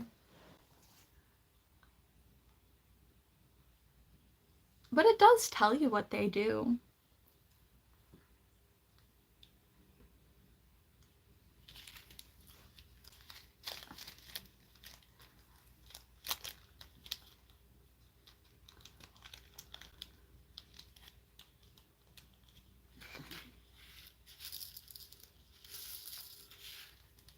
It's really useful to have a chart that tells you what different things do. Did you know that parsley, if you eat that when you're eating garlic, you won't have garlic breath? It helps get rid of bad breath. So if you feel like you have bad breath, eat some parsley. It helps get rid of the bad breath.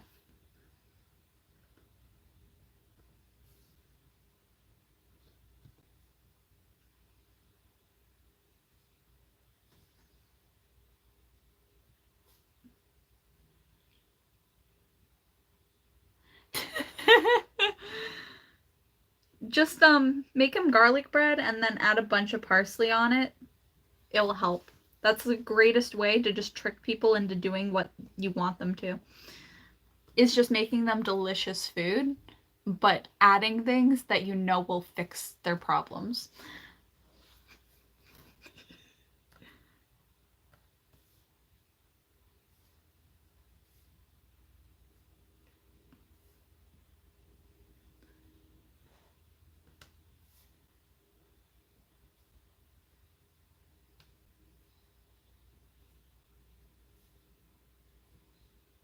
I really want garlic bread now.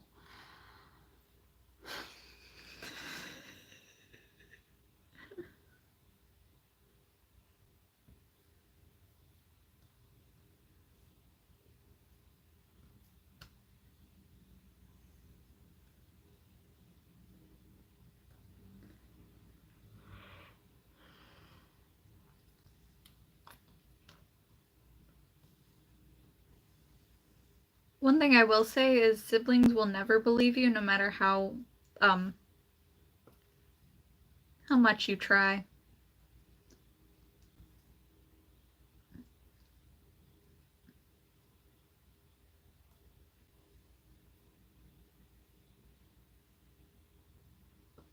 Do you read any books?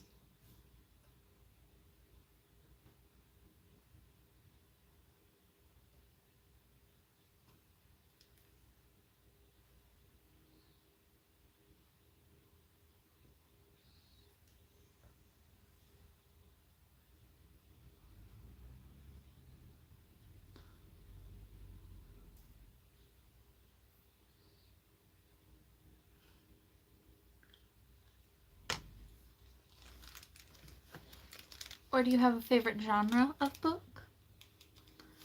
I really like fantasy.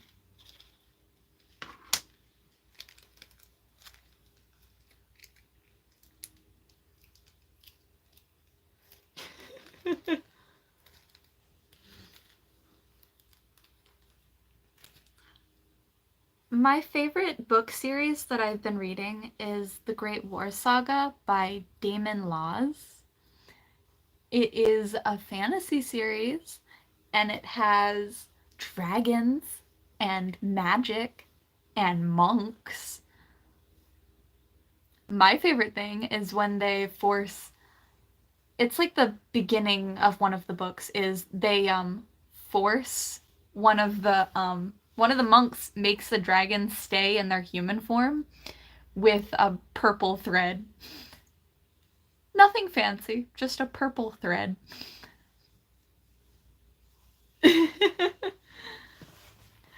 I came across the author Damon Laws from one of my favorite YouTubers, Michaela Laws. Her father's the reason she shares the books, is because they were written by her father. I didn't spoil anything important because I told you just something that was really funny that happened in the first chapter. It's nothing big, it's nothing that important because it really never comes up again. But I thought it was really funny. I won't give you anything too big about the series. Mainly because I'm in the third book right now and there's like 5 of them.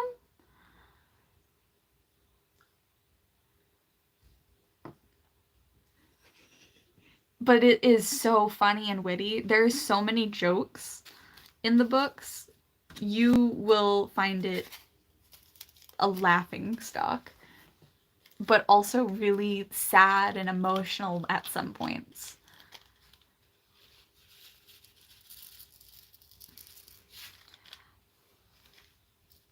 Yeah, I think it was one of like the first books that I almost cried. The reason I didn't fully cry is because I'm like, it's not real. It's not real. So I was like, snap out of it. They're not real characters. But you get so emotionally attached because you learn so much about each character. And it's just such an emotional book after some time.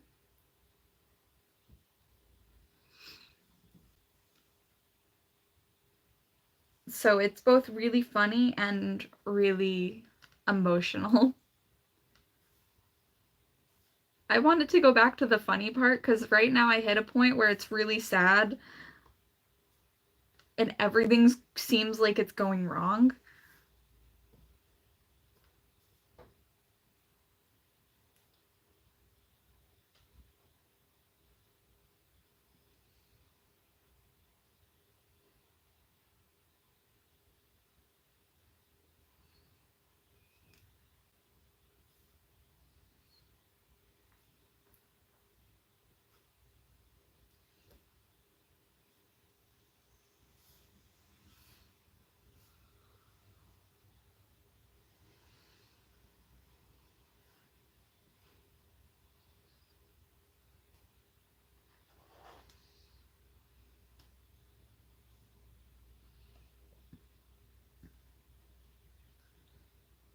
Considering the cover art though, I could technically dress up as one of the characters, but I feel like since it's such an unknown book, probably shouldn't cosplay as one of the characters because nobody would get the reference.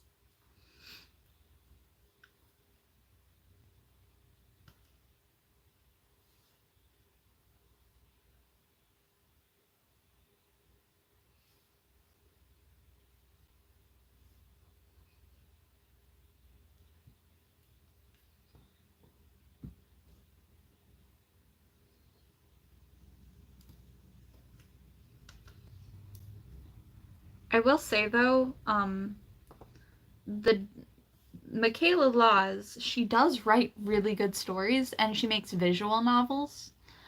So if you want to, you can check her out because her channel is really beautiful and she's such an amazing singer. The characters she plays in her game, super cool. She does voice acting for her character and she does voice acting for other characters too that are really popular.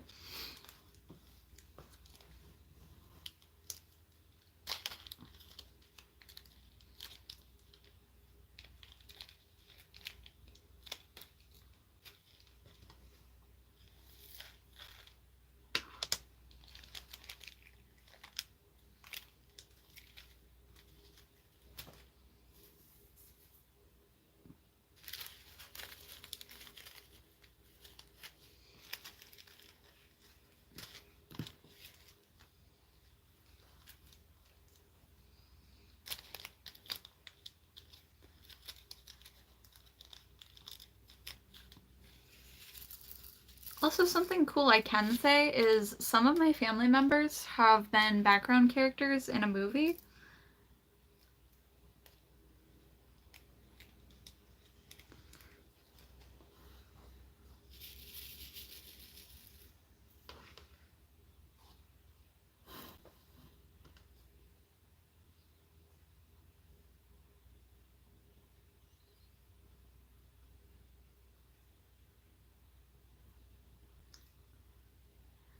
I don't really remember the name of the movie, but I know they were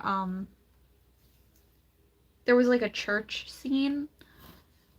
There's a lot of movies that get filmed in where I live and around where I live. I mean, the horror capital of America, Rhode Island. Um, The Conjuring was filmed in Rhode Island. I could visit the actual house. It's within driving distance.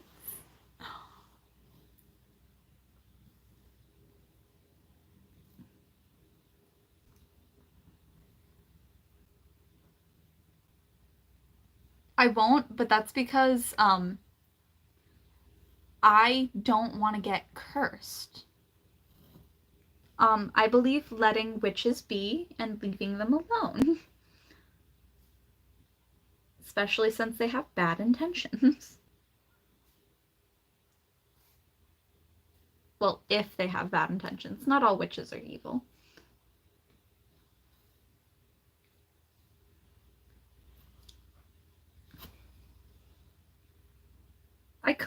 I could visit them though. That is an option. That is a valid thing I can do. I won't though. I choose life.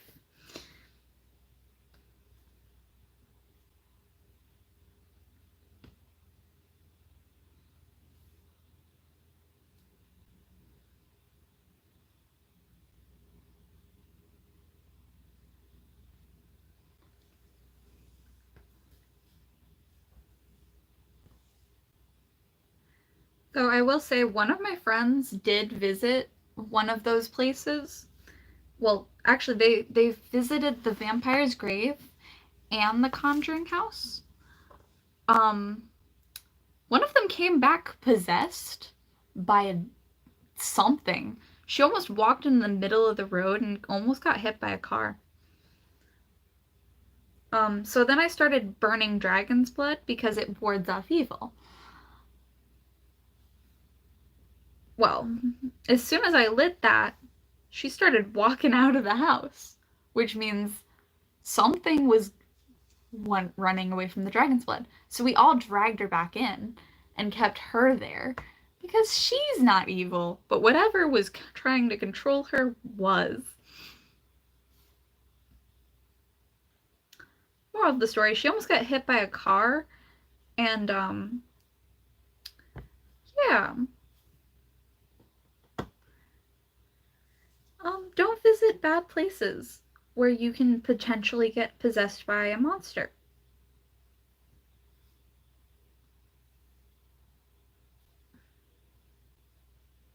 Unless you're not afraid of death, then do what you want, but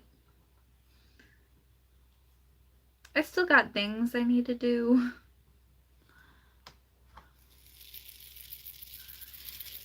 Um, they went to me first after they left because they knew I knew how to deal with the supernatural. Because, well, I did study magic and stuff, and spells, and herbs, and spiritual things because my mother is pagan. So I do know a lot of the pagan rituals and things to ward off evil.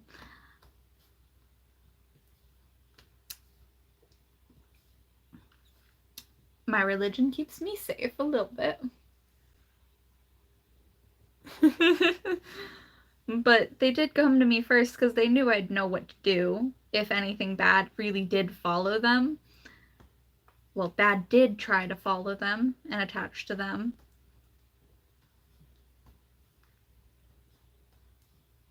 Because they're all scaredy cats and they're not very strong-willed people, which is the most dangerous thing to be if you're going in some place like that. Which is probably why if there was ever a horror movie or horror scene that we'd be a part of, they'd be the first to die. My friends all were like, you'd probably die first in a horror movie. And I'm like, no the fuck I would not.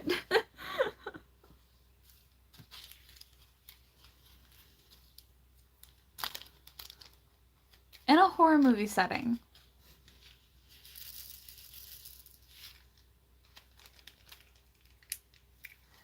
I probably wouldn't die first. Technically, usually the smartest person you know dies first in a horror movie, and everyone else is picked off by dumbest to smartest. I would not die first. But I could die. Potentially.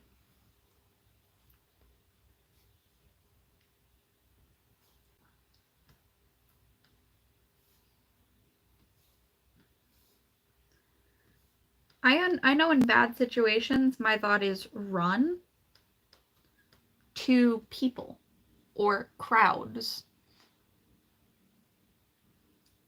Technically, in a situation where you're getting chased, crowds are a good option, but then the bystander effect you have to take in account for. People will not save you unless you point them out directly. People will not help you in a bad situation unless you point them out directly. So if you're in a bad situation or need medical attention, you have to point at someone and directly state that it's them that you asked for help. Otherwise, in a bad situation, nobody's going to help you. A guy fell on railroad tracks and nobody helped him because of the bystander effect. Everyone thought someone else was going to try to help him. Luckily, he did survive because some people don't get affected by the bystander effect, like medical professionals and doctors and people who work in emergency services. They know when someone asks for help, I'm going to run in, even if other people know what to do too.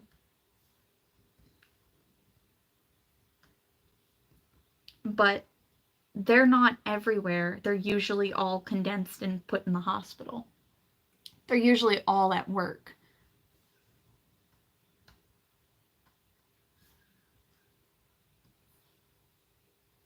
So if you're ever in a dangerous situation, remember to point someone out. Or if you see someone choking, you have to just go for it, even if other people know what to do. You have to basically tell people what to do. And it sucks, but you have to be aware of the bystander effect in order to avoid it. If you ever see someone choking and you don't know what to do, well, the Heimlich maneuver is something that you really should learn, but also you also shouldn't learn how to do the Heimlich maneuver on yourself. If you grab a stool, the area right between your ribs, put the chair in an area where it will hit that and just launch yourself at that spot and make sure it gets hit as hard as possible over and over again till you dislodge whatever's choking you. I only know where that spot is because I've had the wind knocked out of me so many fucking times. And I hate people when they do that because I already have a difficult time breathing.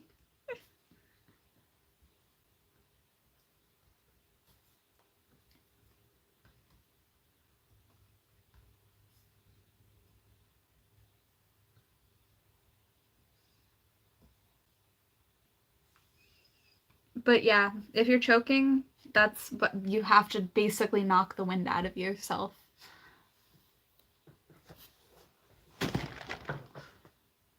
There was this guy I saw on TV, and he almost died by choking. But luckily, he had a stool and knew how to do the Heimlich maneuver, and he launched the cap or whatever got lodged in his throat out. So he saved himself. But, like, if he didn't do anything, he would have died. He would have choked to death.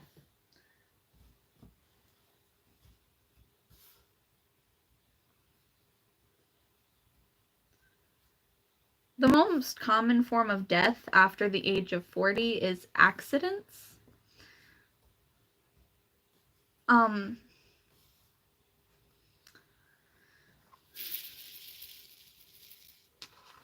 So that's the thing.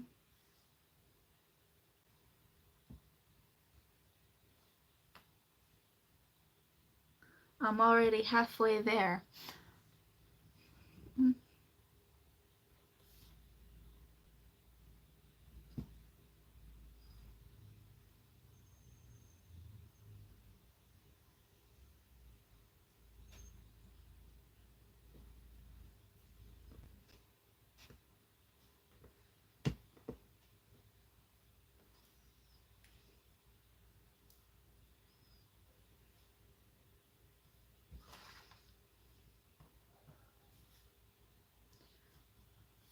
I hear a bus stop happening outside my house.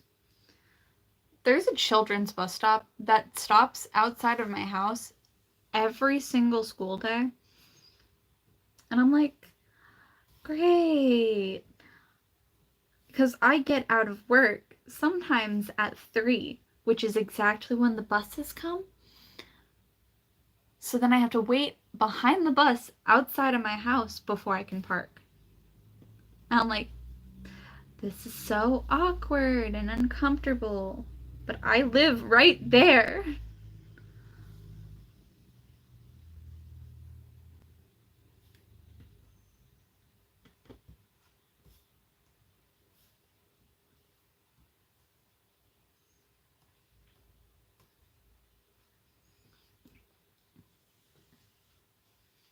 What's the longest time you've ever had to wait behind a school bus?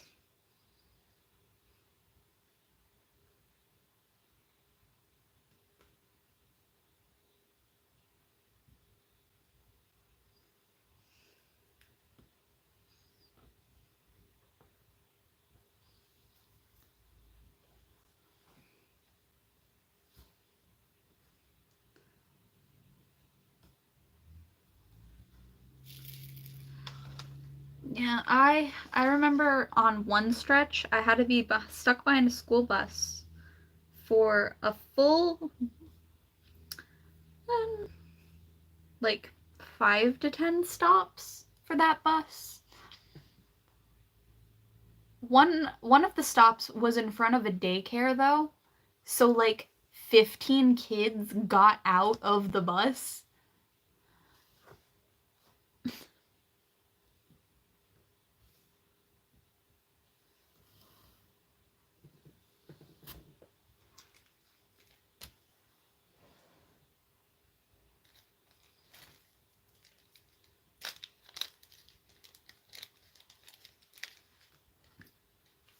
That was the thing.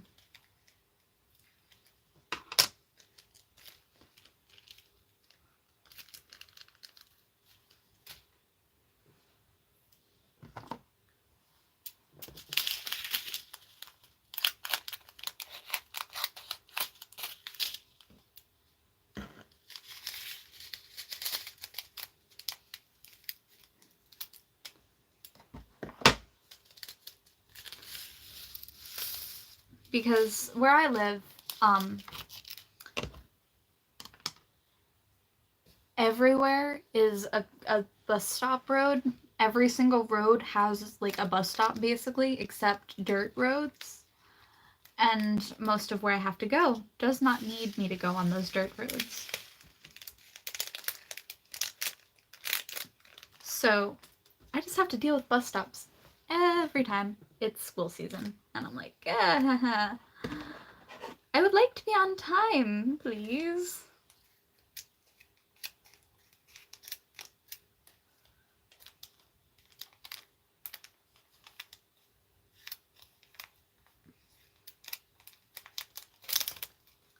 And you can't even drive around a school bus. It's not like a regular city bus. City buses, you can just drive around them. If they're pulled over, you can just drive around them. Okay, so my favorite animal is, I think, I'm stuck between the fennec fox, the common crow, or orange cats.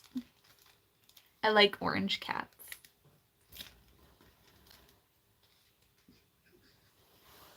Because they are so dumb that it makes me happy.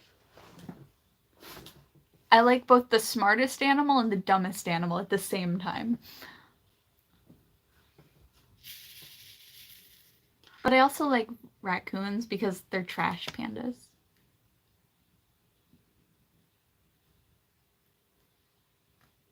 They're little bandits.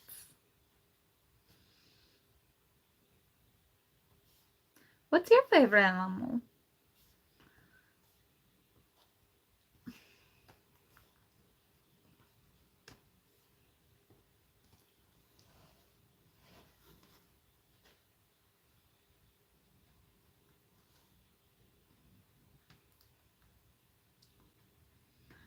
I will say the reason I didn't say dogs is not because I don't love dogs. I love huskies the most because they're kind of similar to cats. But I love other people's dogs more than owning a dog. I like owning cats, and I wouldn't mind owning a crow.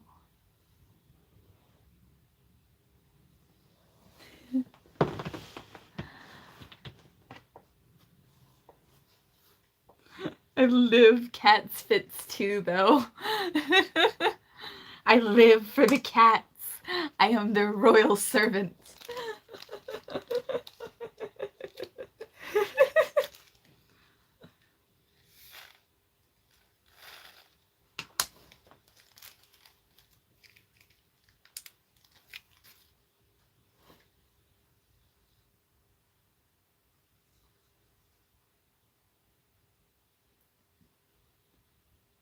That's pretty.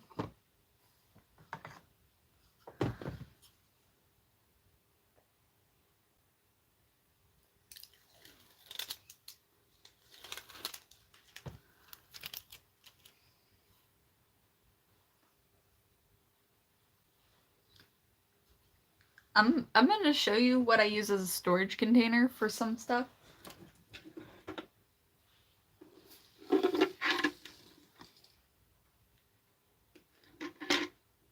It's meant to be a tissue box, but I just throw random stuff in it because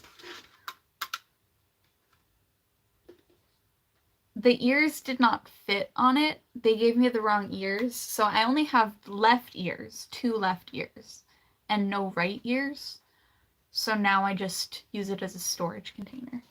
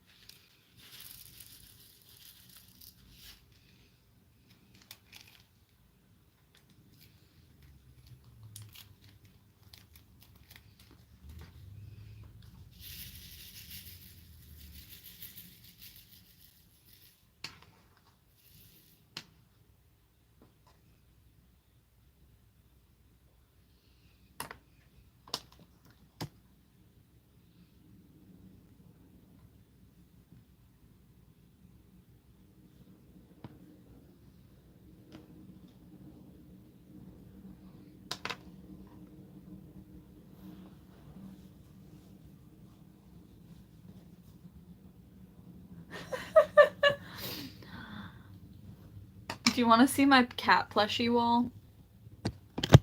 Let's just bring you. Just.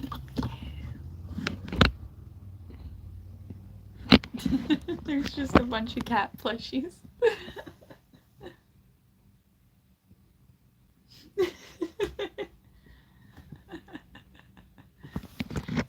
If you want to find out where to get them, they sell them at Walmart. They're Afmau brand. So yeah, Afmau sells a bunch of cat plushies, and in types of characters that she plays in her whole thing. She's basically a child content creator, but I like cats, and she's always been my favorite creator. That's actually where I got these little figurines, is also Afmau Toys. Nobody really likes the figurines that much, so they're always fully in stock for the figures, but the stuffed animals almost always sold out. They also have giant versions of them. They're amazing. They are so cute and so plushy. And they're so soft. They are almost as soft as silk, despite having short hair. So, yeah.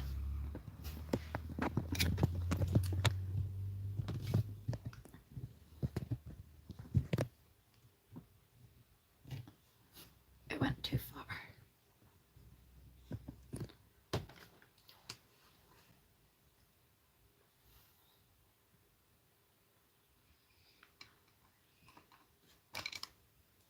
So you can find them at your local Walmart if you want to get your own cat plushies from Now. They're in the toys section. Mariah Elizabeth also made some. She's another YouTuber I like.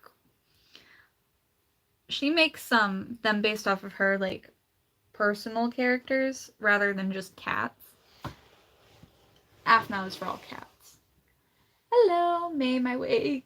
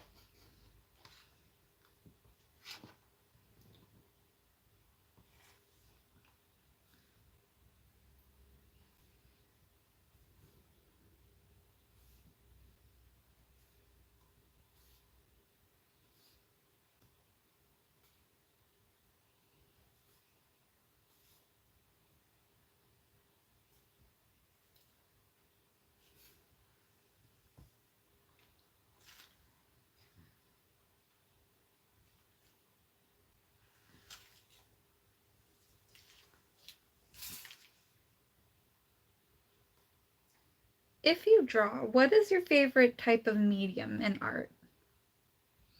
Do you like charcoal, paints, watercolor,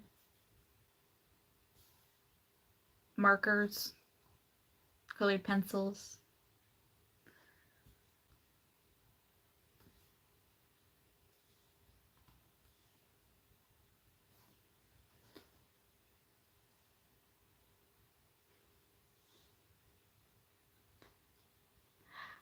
See, acrylic paints are really fun, and Poscas are really cute. I usually see people doing like pop art with those, or things that are really cutesy. With charcoal and graphite, I really like drawing portraits of people with those. With markers, I I find it really hard to find paper that markers don't bleed on. So I'm not very good at drawing with markers. I usually use markers to overlay on top of my like pastels and colored pencil to blend them together a bit. I like using pens for those like coloring books.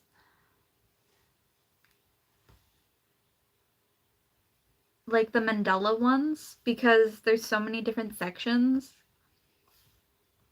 I mainly use pens to make my notes colorful though. Because I study, so I have to write notes sometimes.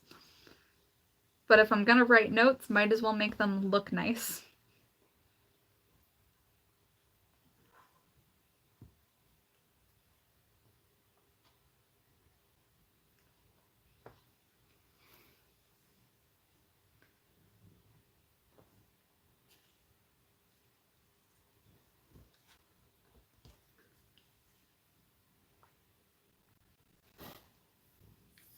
I have like a whole wall of like my artworks and stuff. I don't really actively draw in front of people. I used to only draw for art classes because they gave me an idea and a concept to work with, and then I just had to go for it. I actually have drawn out how I look in some of my cosplays as like personal characters that I've written into stories that I've written before.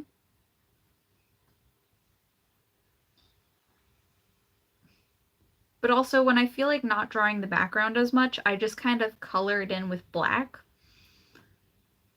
to pretend like there is no background, just shadows. Nothing's going on down there. Just shadows. There's no messiness. There's no stuff down there. My desks don't have really organized, nice bins under them. Not hundreds of them.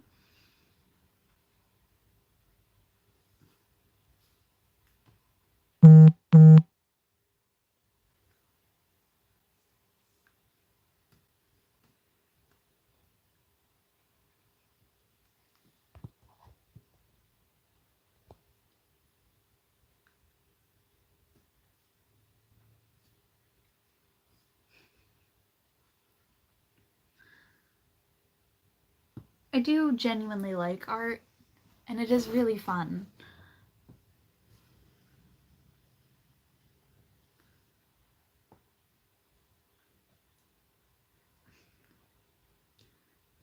But I don't like spending hours on one thing.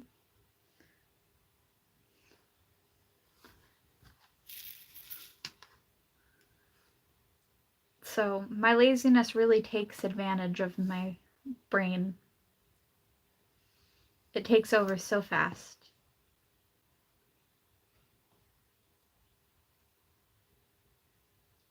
I think my art teacher, she called me the talented slacker. Because I'm good at art, but I don't like to spend a lot of time on it. And she's like, you could add so many more details. And I'm like, yeah.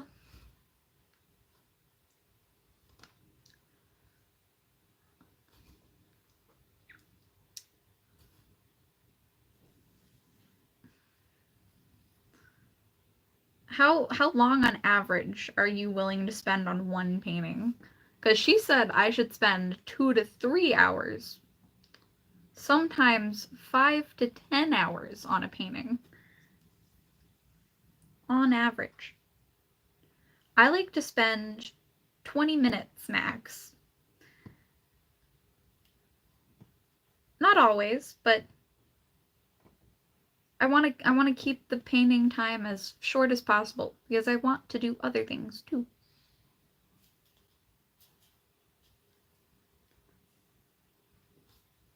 See, I'm not the only one who doesn't want to spend hours on one singular painting.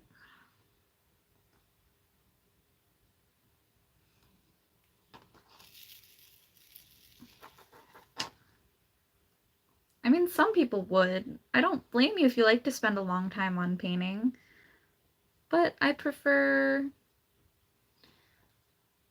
shorter amounts of time on one painting. I think some of the art that I've actually sold is usually the stuff I've spent the least amount of time on. Low effort, low intensity, just a simple sketch that I didn't think too much about. I drew a female Jack Sparrow within like a 20-minute span for no reason other than I was bored.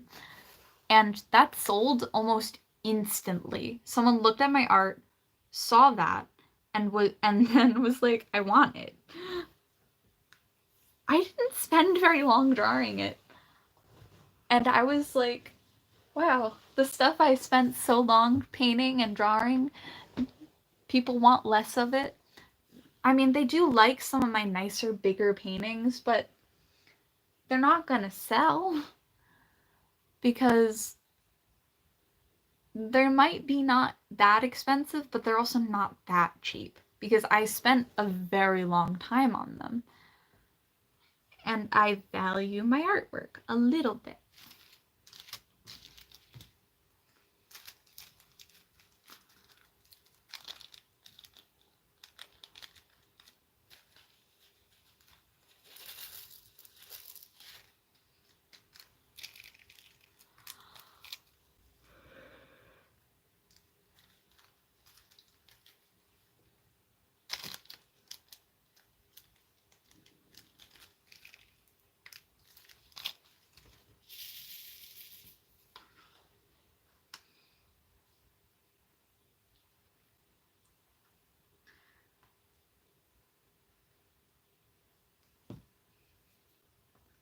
I think the main reason I like diamond arts a lot, though, is because I don't have to think about it. I just have to follow where they want me to put the diamonds. technically, I could make my own personal art into diamond art, but then I'd have to think about it a little bit more.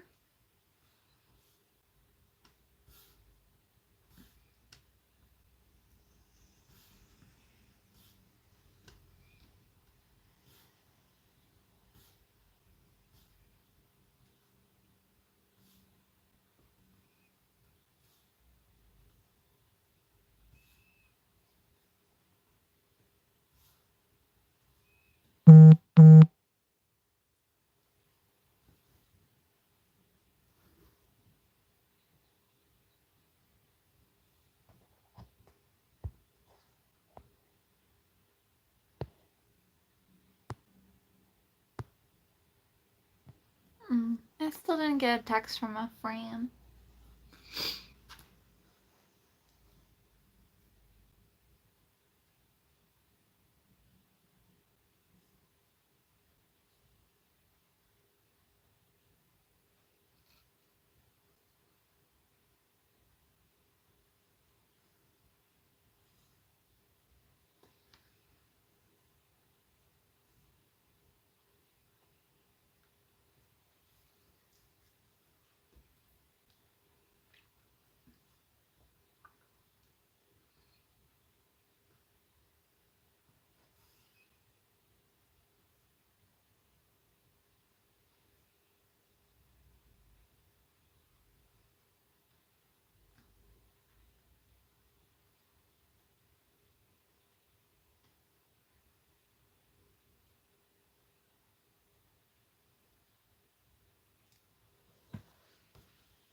I'm probably sitting in the most awkward, uncomfortable way a person probably could ever sit.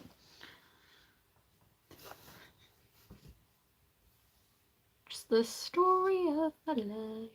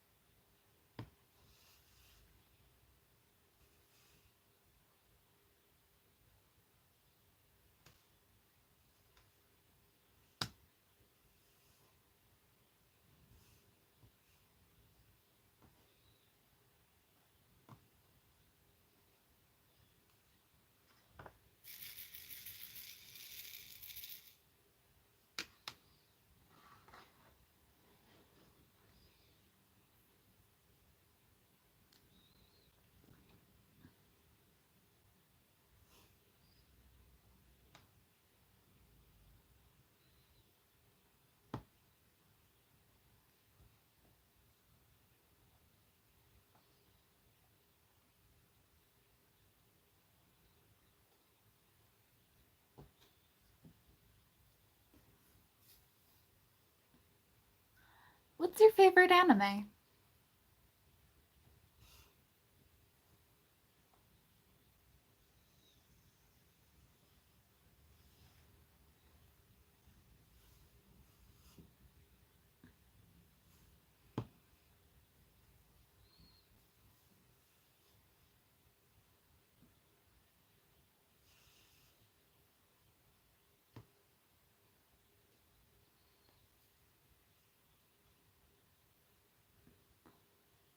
The Promised Neverland is a really cute anime.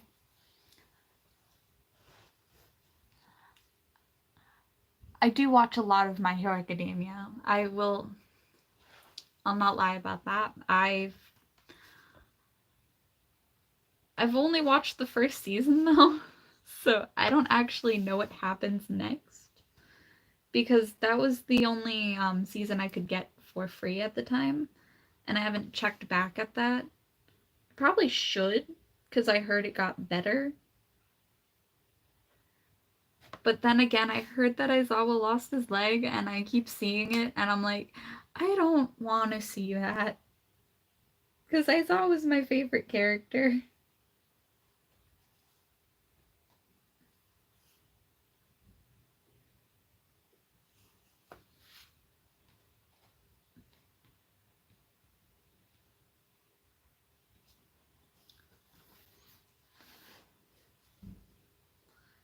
I did watch the full Promise Neverland, and I kind of hope that We get to see what happens after they escaped. Because I'm curious, what happens now that they are finally free?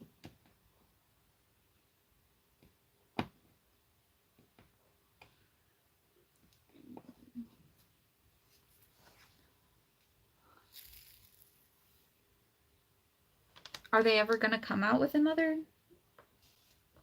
version of it? More of it? Are they ever going to finish the story?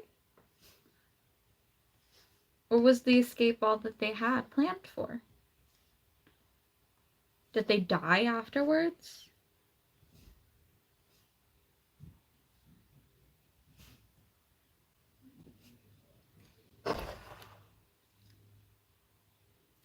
No, I don't think they ever.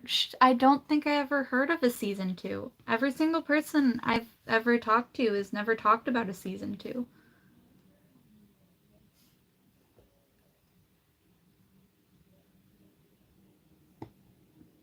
I've only ever watched it on Netflix, and they only had season 1 on of The Promised Neverland last time I checked.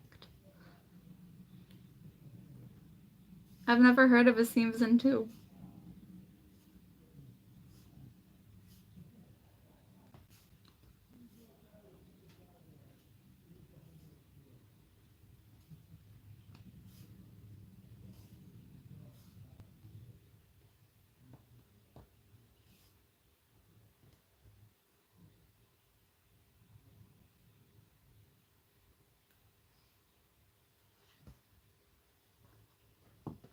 And if they have a season 2, I'll have to check it out.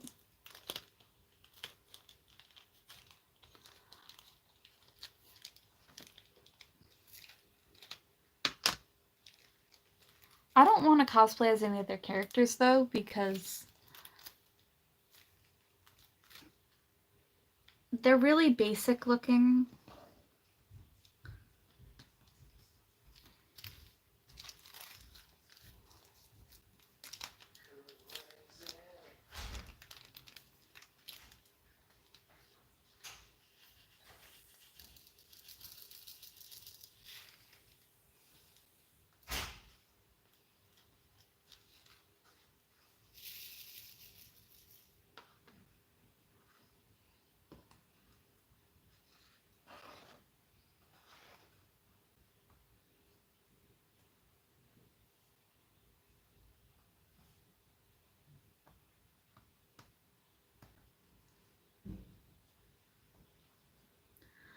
I know that my favorite anime is Death Note.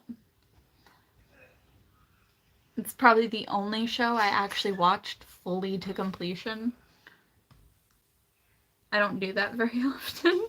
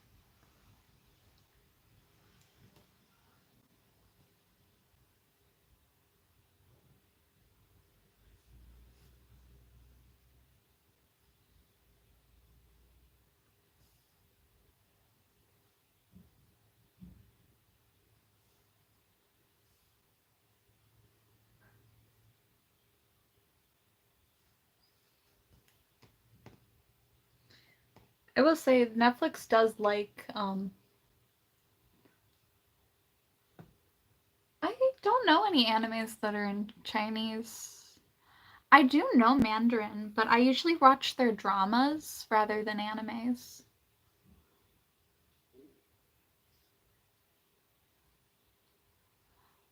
I like their melodramas and their manguas. I do actually know how to read in Mandarin, and I can understand it when it's spoken to me. Sometimes. Not always, but sometimes.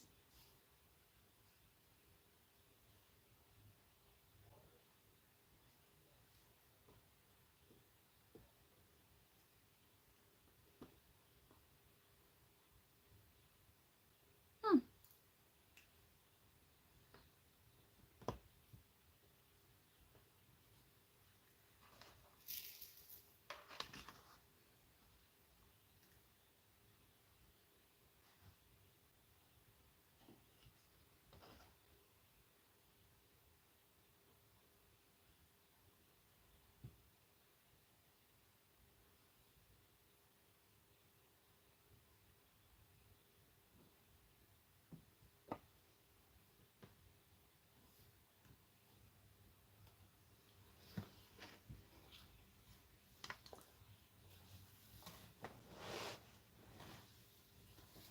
Hmm.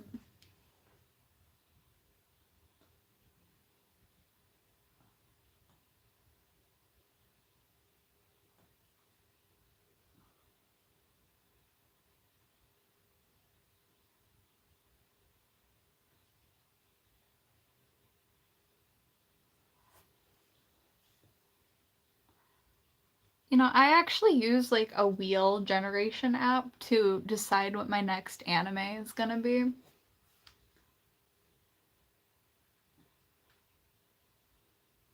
That I'm gonna dress up as, which is kind of funny.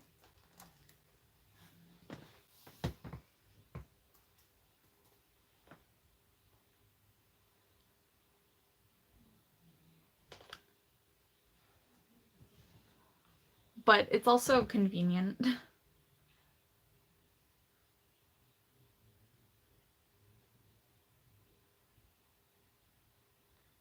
Um,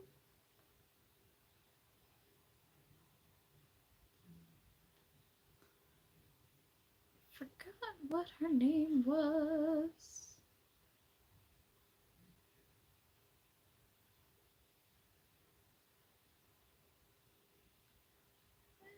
I dressed up specifically as Yumeko.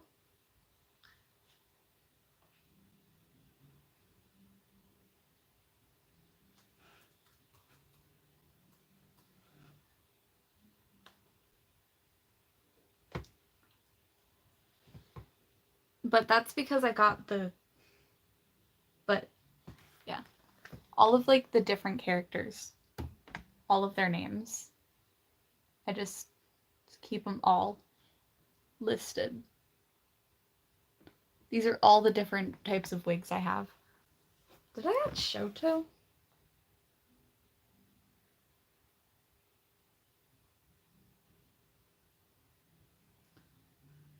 No, no, I did not.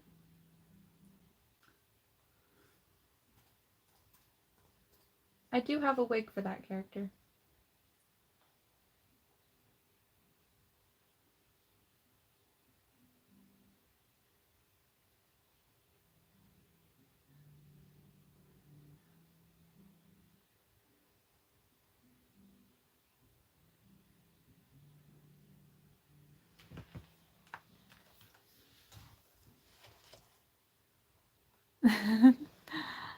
I actually got like 5 different wigs to begin with when I first started cosplaying. And I think the first character I did cosplay as was also Deku.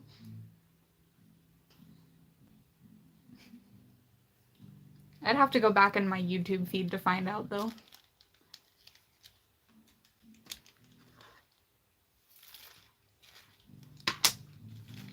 But I think my second was, I think I did Aizawa second because I liked dressing up as boys. Toga was about my third or fourth because I think I also dressed up as Kirishima. I don't remember the order that I dressed up as them as. I just know it was all MHA characters at the first.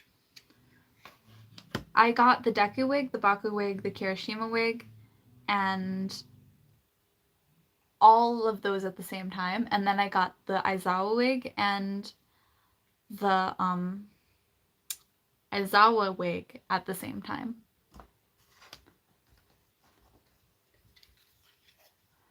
I really want to cosplay as Hawks, but it's really difficult to find a wig, and I like dressing up as guys when it comes to characters, mainly because I find it really funny.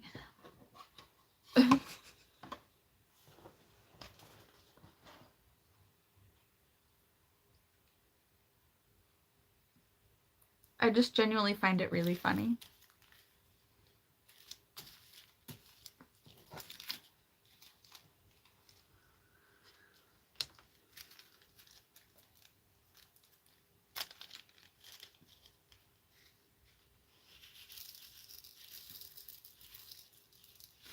One of the characters I wouldn't mind dressing up as was Killua from Hunter x Hunter.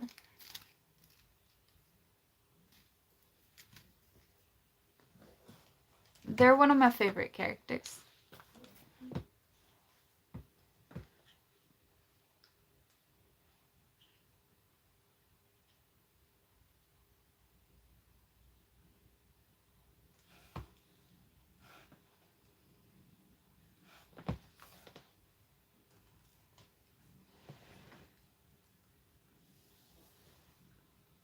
Mm. Technically, if I was blonde, I could play as actual Hawks character. Did you know Hawks is actually really short as a character?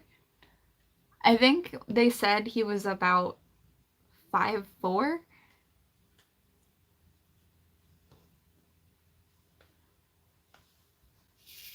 He's as short as a real bird. He tiny.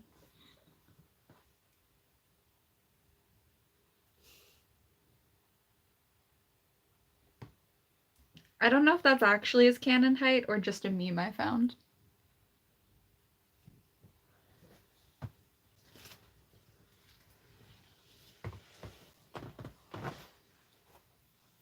But now they do Kevin Hart memes over top of Hawks' height.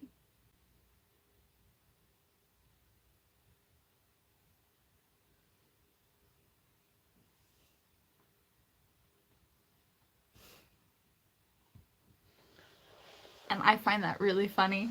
They just made him so short.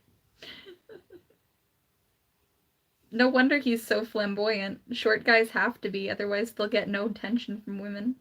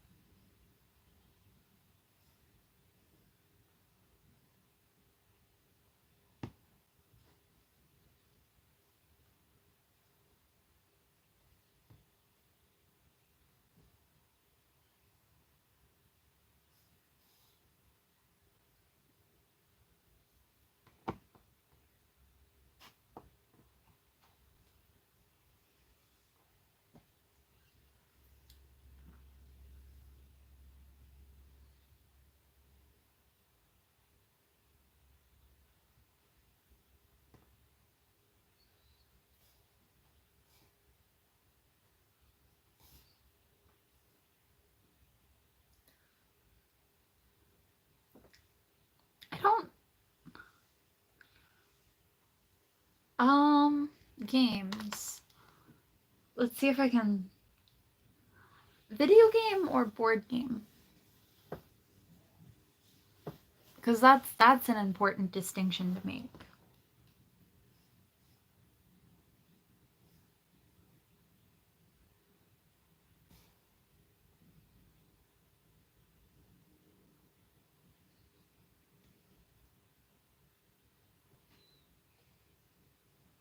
Okay. It was one of the Aliens games. Um, from like Alien versus Predator type of game. I liked the space invasion one. I couldn't get past a certain level, and then the screen, and then the disc got cracked, and then I was like, great, now it doesn't play anymore. So then I had to get a new disc. But that was one of my favorite games to actually play. Other than that, I guess Minecraft, because I used to play it religiously daily.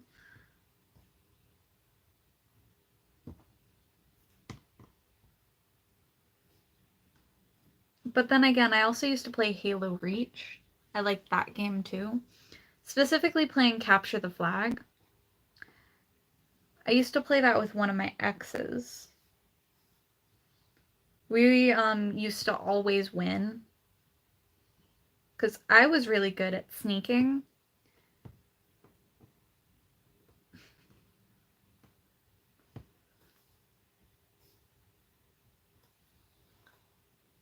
And he was really good at defending, so he was really good at playing goalie.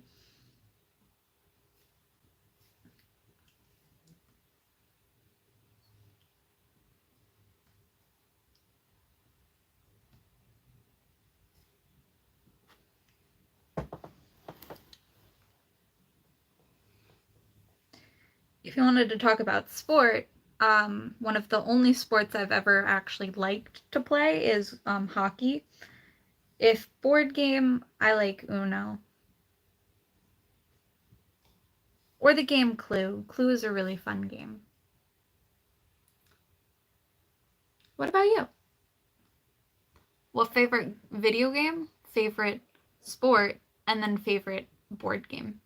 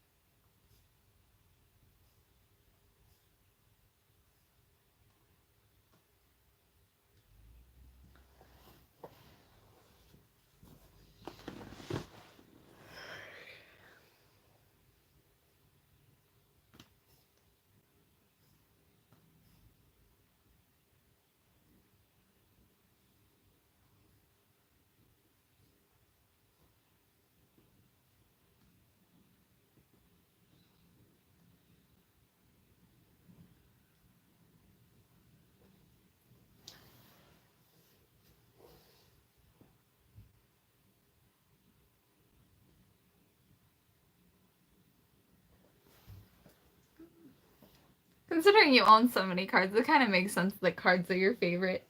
Do you like poker, goldfish, or war? Those are the only card games I can think of off the top of my head. I remember when I used to play poker with my like brother and mom, I used to bluff them so hard because I had no clue what was going on the entire time. They had no idea what I was thinking. So they couldn't tell whether I had good cards, shitty cards, or nothing good at all. Or whether they had better cards than me. It's because I had no clue what I was doing. But I'd always win somehow. Because I'm just really good at bluffing. The best way to bluff is to not have a clue what's going on. I don't think I've ever played blackjack. How do you play?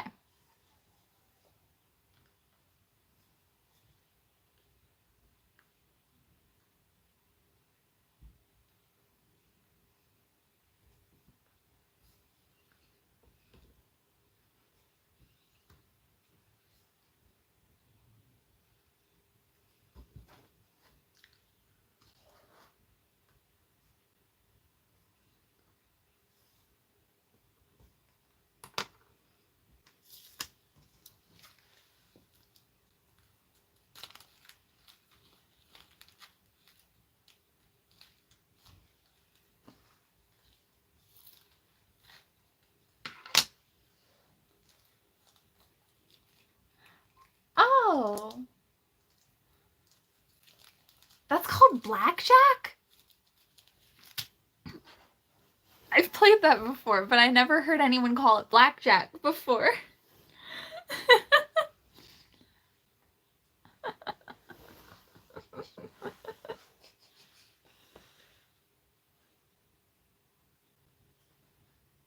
I I don't know how to explain, but yeah. I don't ever remember anyone calling it blackjack. But I have heard of the game, I promise. I have actually played that before. I've also seen it get played in other video games. Don't bust, otherwise you lose. I actually don't think I've played it very many times. I've played it like once or twice. Because usually when I play it,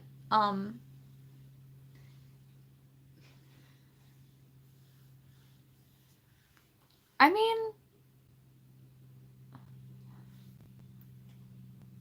I feel like it might just be like a different person thing. Everyone calls it some. It's probably just basically called blackjack. I wouldn't know that. My family loves to call things the wrong name constantly and then state it as fact. So, my family loves to lie to me, basically. It's probably called blackjack. That is probably the actual name for it.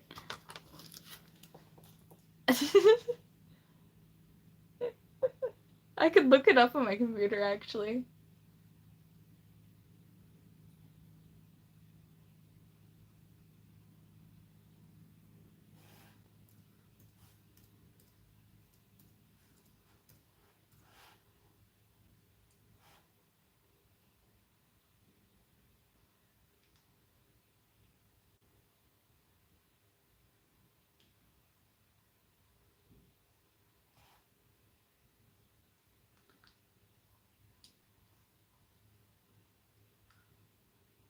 Okay.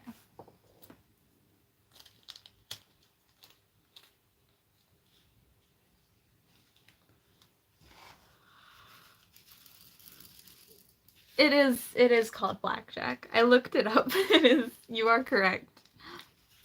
I didn't know that because my family likes to call things the wrong name. But then again, my dad also loves to do this thing where he says lyrics backwards or in the wrong order. And I'm like, that's not right. That's not even close. But he still does it. So, can't fix someone who's broke.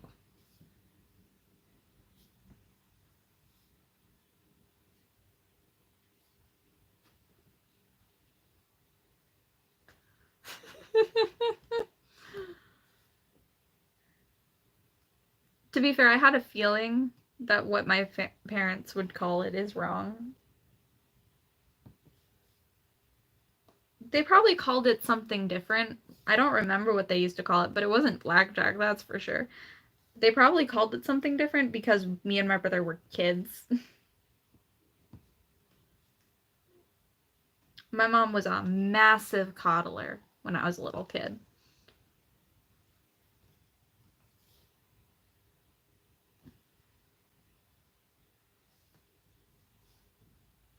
As much as my brother would love to say that we were not coddled, we definitely were.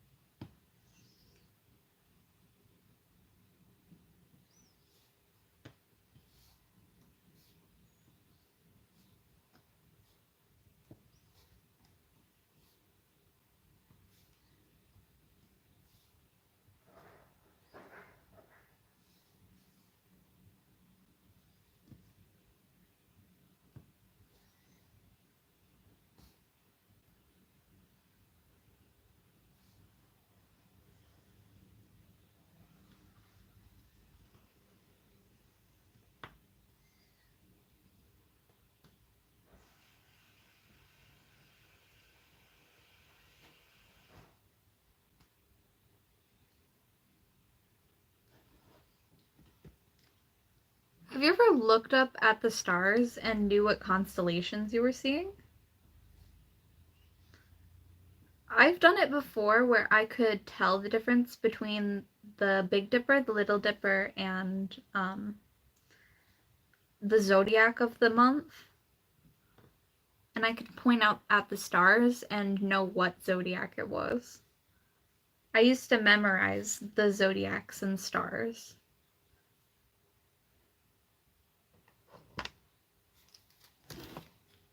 I can't do it anymore. I used to know over 51 different star constellations off the top of my head, and now I know 3.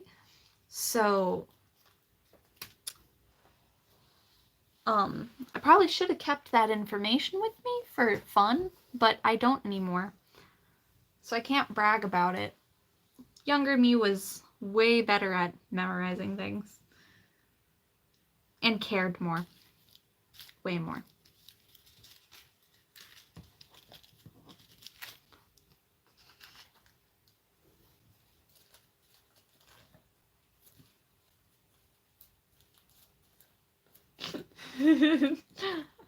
Keyword there, tried, is the funniest thing.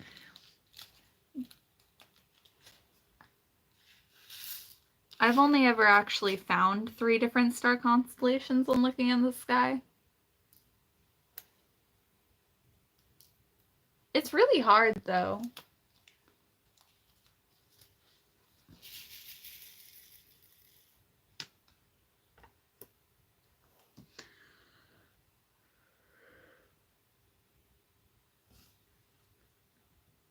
I will say, though, we've discovered less about our oceans than we have about our skies.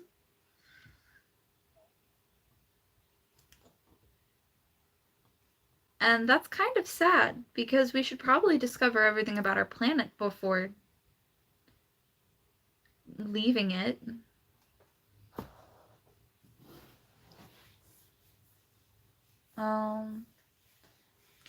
Yeah, my skies are usually very clear because I live near the water. Clouds don't really like to live above the water. My whole state is water filled. I can walk 10 minutes anywhere, probably less than that actually, probably 5 minutes, and reach a lake or a river from where I stand at any moment. Every single area is surrounded by water where I live.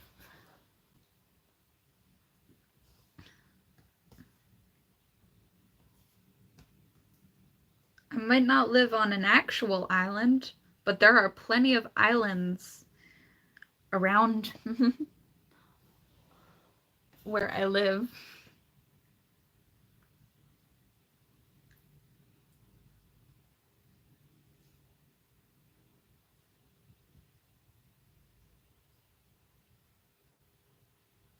I'm glad there's so many beaches here, though, because it's really easy to find a private one or one with not a lot of people. Because if you're not local, you won't know any of the back roads, so you'll just stick to the main 3 beaches. Only locals know where all the private beaches are.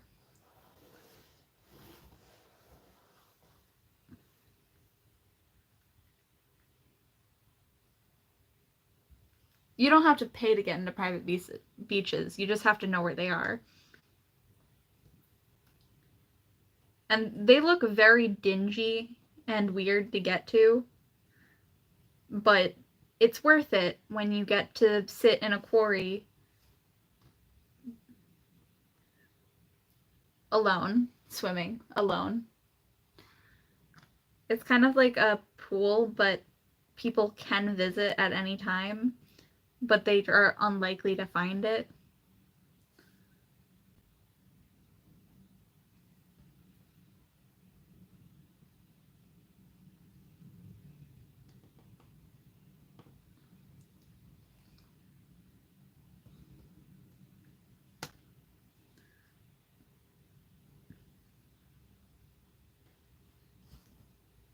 I live in one of the only places where tourists don't find anything nice.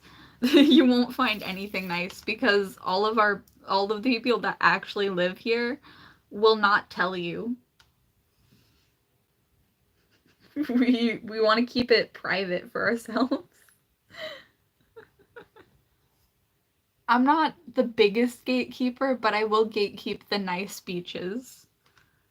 And that's literally just for the sake of our nature because some people are so disgusting and so gross. And I don't trust everyone to keep them clean. We keep our own beaches clean. This is our home.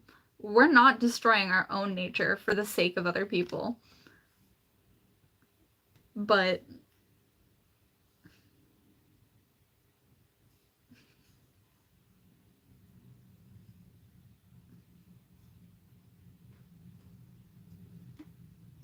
that's just for the sake of our home.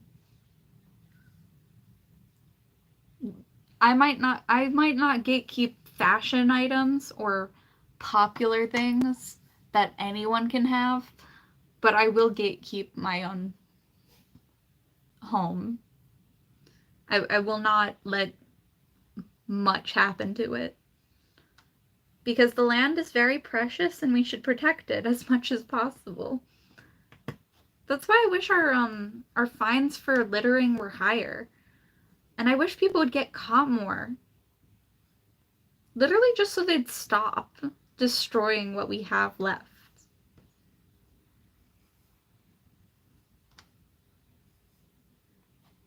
We don't even have any more like big forests anymore here. No really nice hiking trails anymore unless you drive really far out. And most of it's not even protected because nobody owns the land. And so it's city owned, and with city owned things, we can't really protect them unless everyone keeps writing no on the petitions.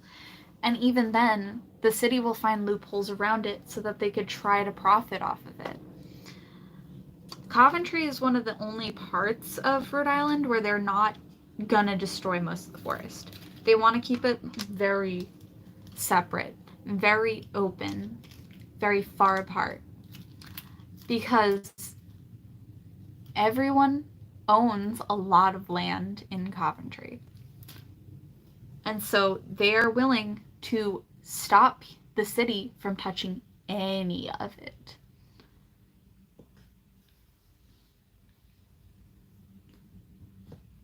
We care about our lands, but we can only do so much.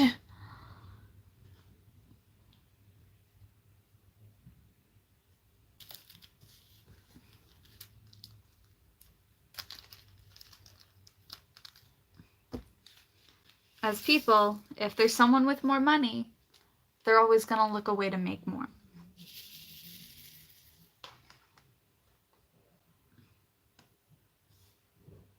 There's always someone who has more than you.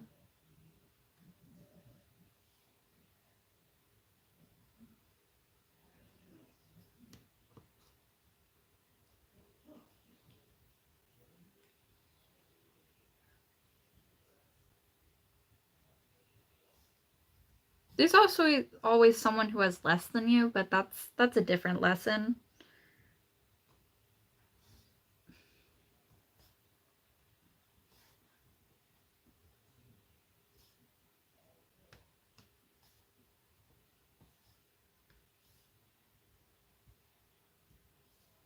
But it's also why I'm such a big advocate for people focusing on themselves and what they like.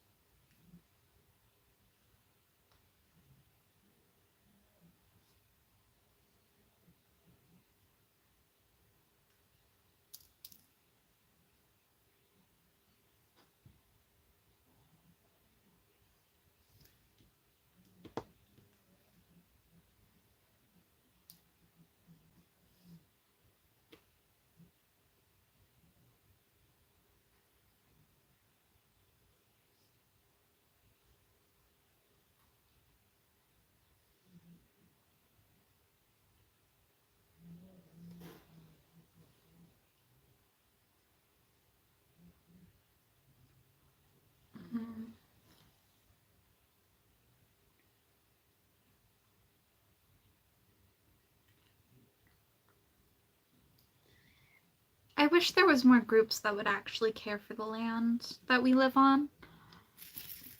Why are we not fighting to protect our planet? Why are we trying to leave it? Is the biggest question I'd ever think to ask to people who are building rockets right now. Like, shouldn't we focus our brains on trying to save what we have and fix it instead of giving up on it?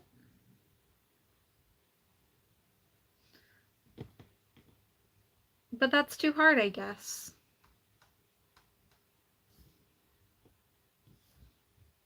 I love my hometown, and I will do anything to protect it as much as possible.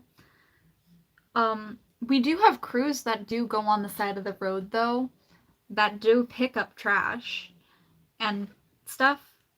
I'm pretty sure they're just community service members because they have ankle monitors, which means they're forced to do it. But that's also what happens when there's certain sections of a town that exist.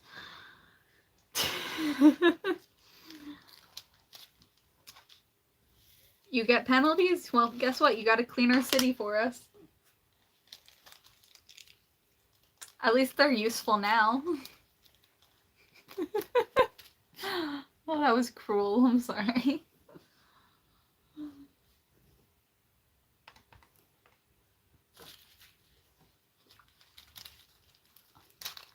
No, but I do feel like everyone has a use and a reason that they're here.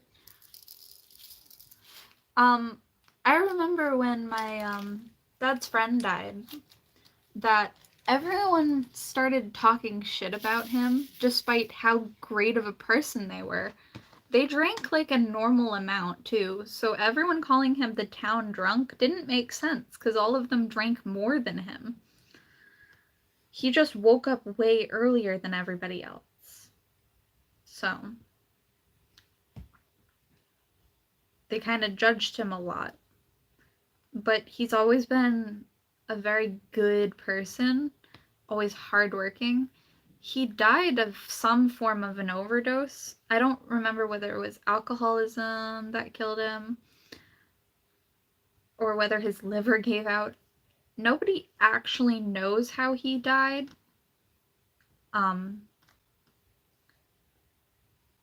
But nobody remembered how hard of a worker he was, and the only reason why he actually drank was because his kids didn't want to be around him.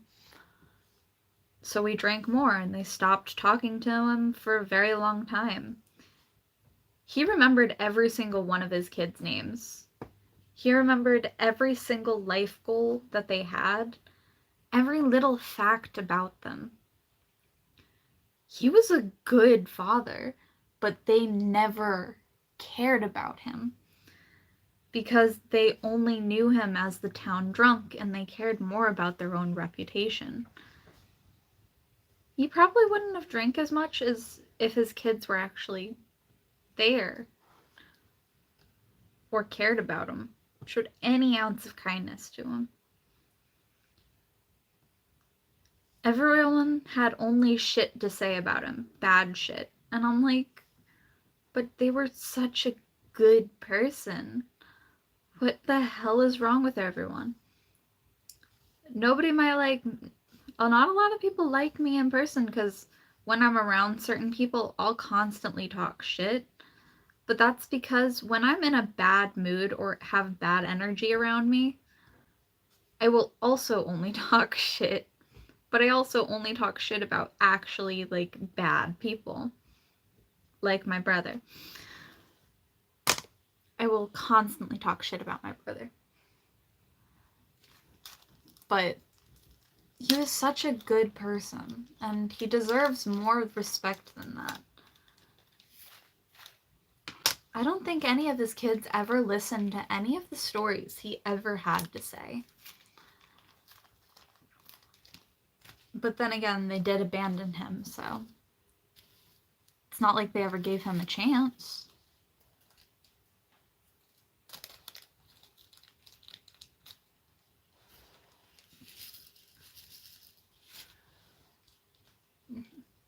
And the fact that he only went down such a bad path was because of his ex-wife. That woman ruined that man. And I am a firm believer that some people can just ruin a person. Don't let a person ruin you. But she did take everything from him. She took his home, she took his car, she took his kids. She took everything from him. He wasn't a deadbeat, and he was always trying to be there for his kids. He just had nothing to his name because everything kept getting taken from him. So, bad people will always be bad people. And they will ruin you if you let them.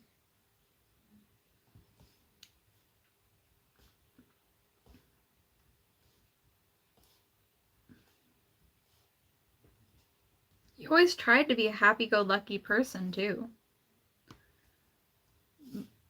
But if you're naive or too simple, bad people will try to take advantage of you.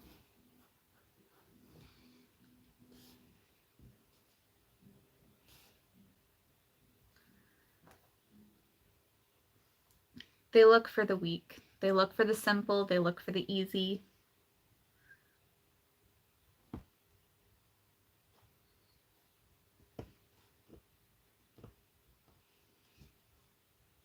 That's why it's such a dangerous world to live in.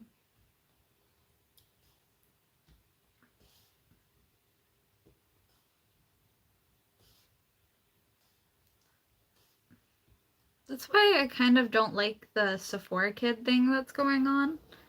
Is because not all kids are bad, but it's the kids of bad people that act like shit. If you teach a kid to respect people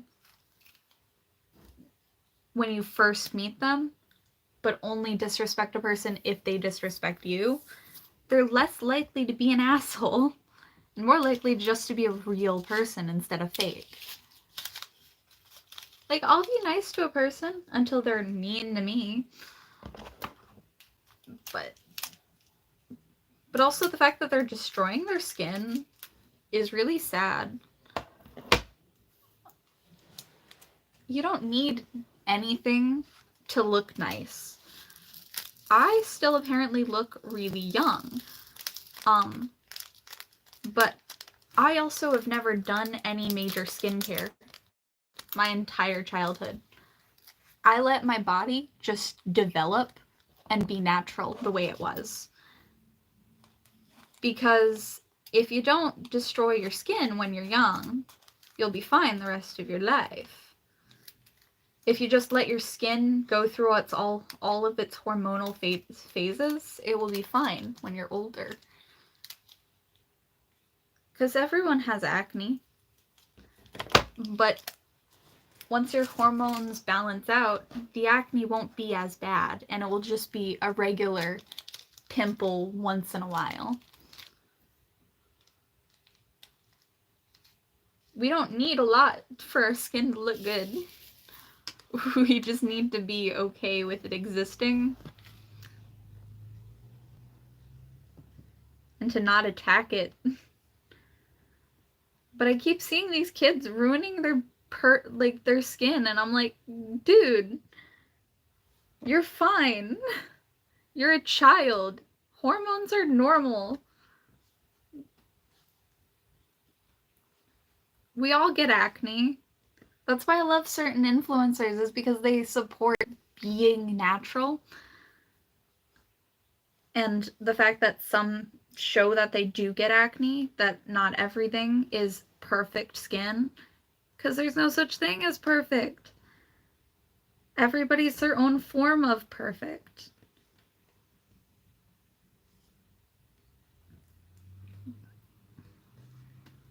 I know there are a lot of religious people that are like, yeah, you should also be natural if you're like this. And I'm like, yeah. Even them, even religious people, they're like, yeah, it's okay. We were all created beautiful. They say that we're created in the image of God. And I'm like, okay.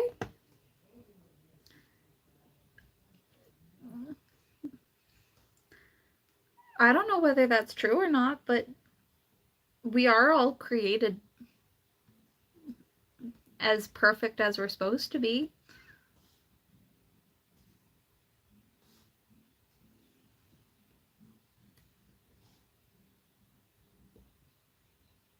I don't believe we look like a god.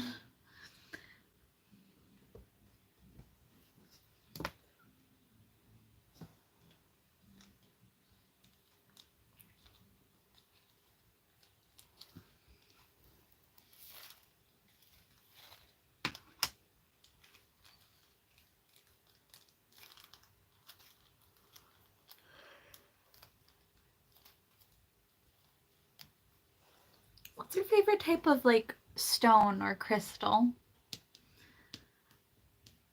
My favorite type of crystal is alexandrite. It comes in many different colors, but the darkest one is like brown, but it shines in like rainbow type colors and it's really pretty. I also like moonstone because it does shimmer a little bit, kind of like unicorn skin or iridescent flakes.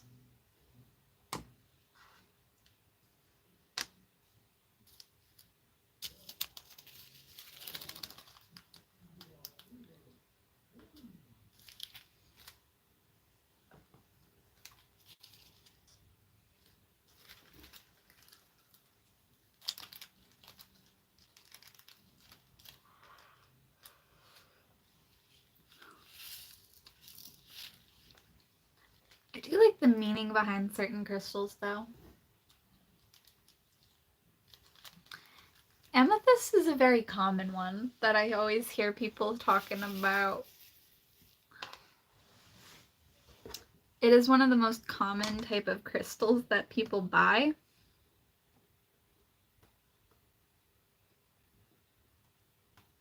It's not a bad thing that it's common. It's just kind of cool. But also when people like the color purple, they really love the color purple normally.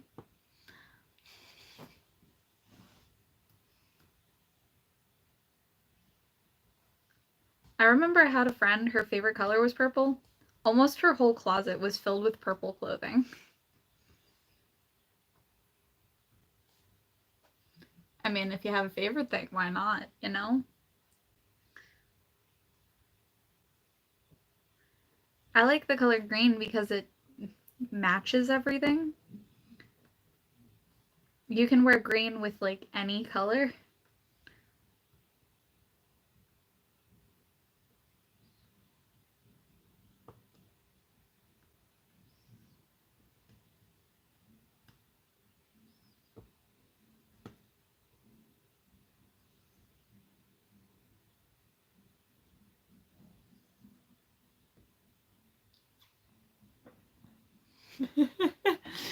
I like green.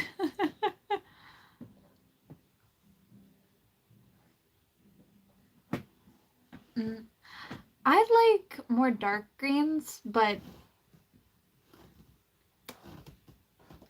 I mean, if you saw, my walls are half green, half blue.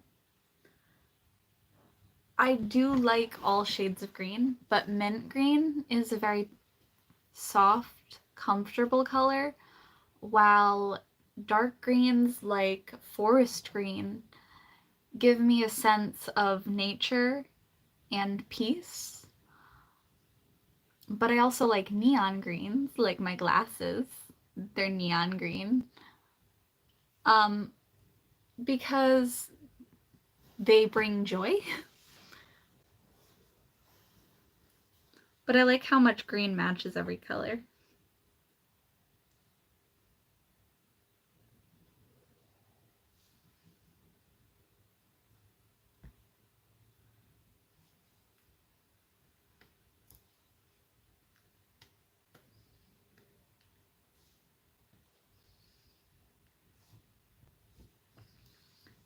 But I also know that certain gases in certain galaxies do produce a green, vibrant green color. And I don't remember the name of that color, but it is so gorgeous amongst dark colors. I'm just gonna call it galaxy green because there are greens in the galaxy.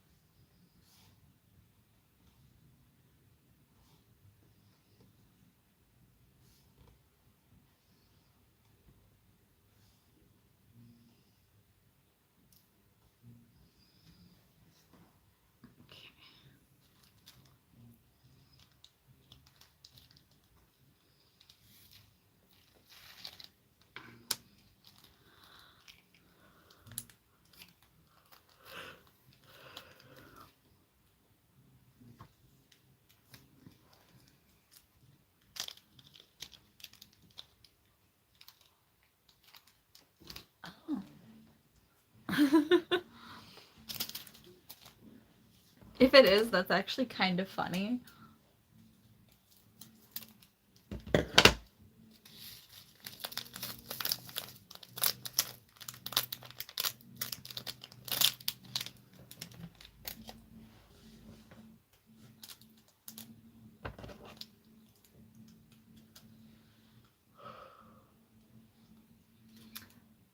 Because I remember when I was younger, all I'd ever eat is vegetables. My brother, not much of a vegetable fan. I get it. It's not the best thing in the world. I like me my veggies.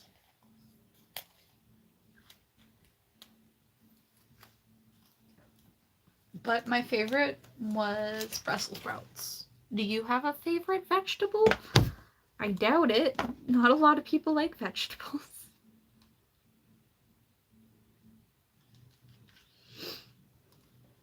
But if you do, what's your favorite? I love Brussels sprouts.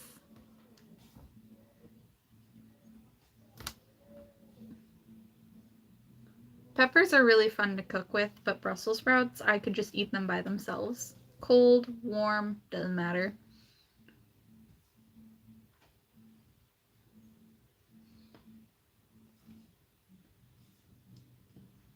I love how talking about a color led me to vegetables.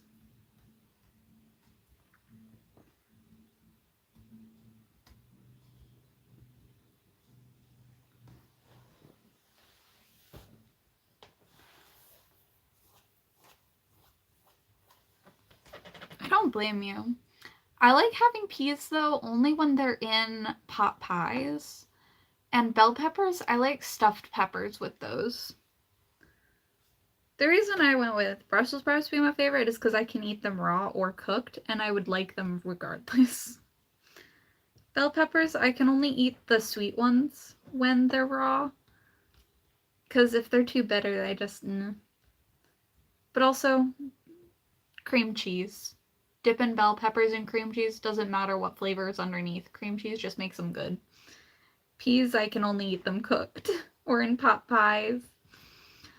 I remember though I had a bad experience with peas because I was eating at one of my local restaurants and I asked for a pot pie because they usually have really good pot pies. The peas were still cold and crunchy and I was so distraught. I would have rather just ate appetizers.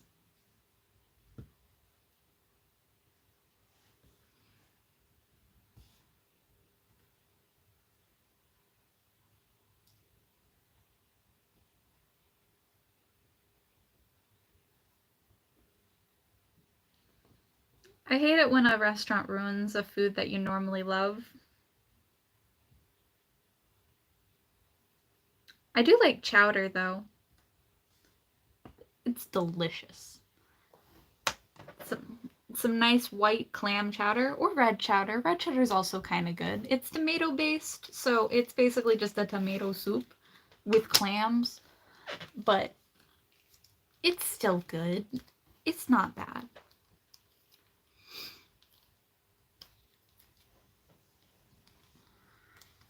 Do you have a favorite soup?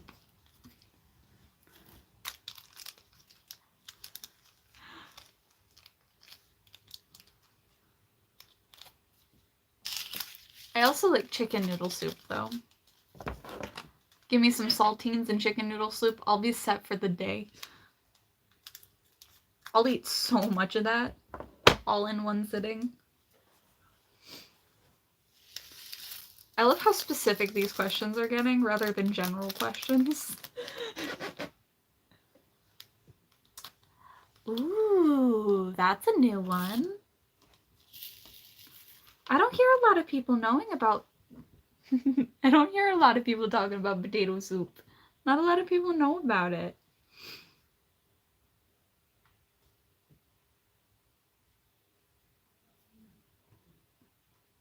To be fair, I like eating soup mostly because I don't like chewing my food very much. Because I can't feel the difference between flesh and bone when chewing into certain foods. And I'm like, oh, crunch. Oh wait, that's a different type of crunch. Oops, I might have chewed a bone. Which is why it's really dangerous for me to eat fish.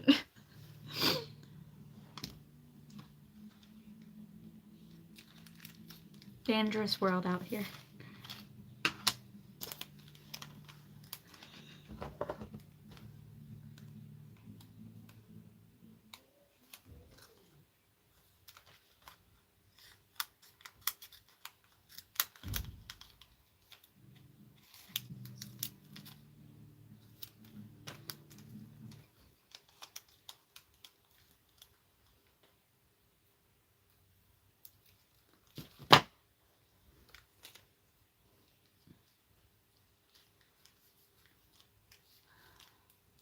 Okay, so this is gonna be the last one of these I do for the night. I've got other things to do today. But it's really pretty. I think I'll stream more of these maybe on Saturday. I'll leave a post when I find out the actual day in my community tab.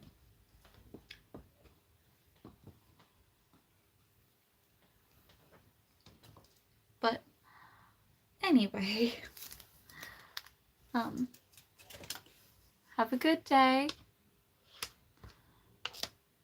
And I'll see you in the next stream, my Fab fans. Have a good night. And goodbye.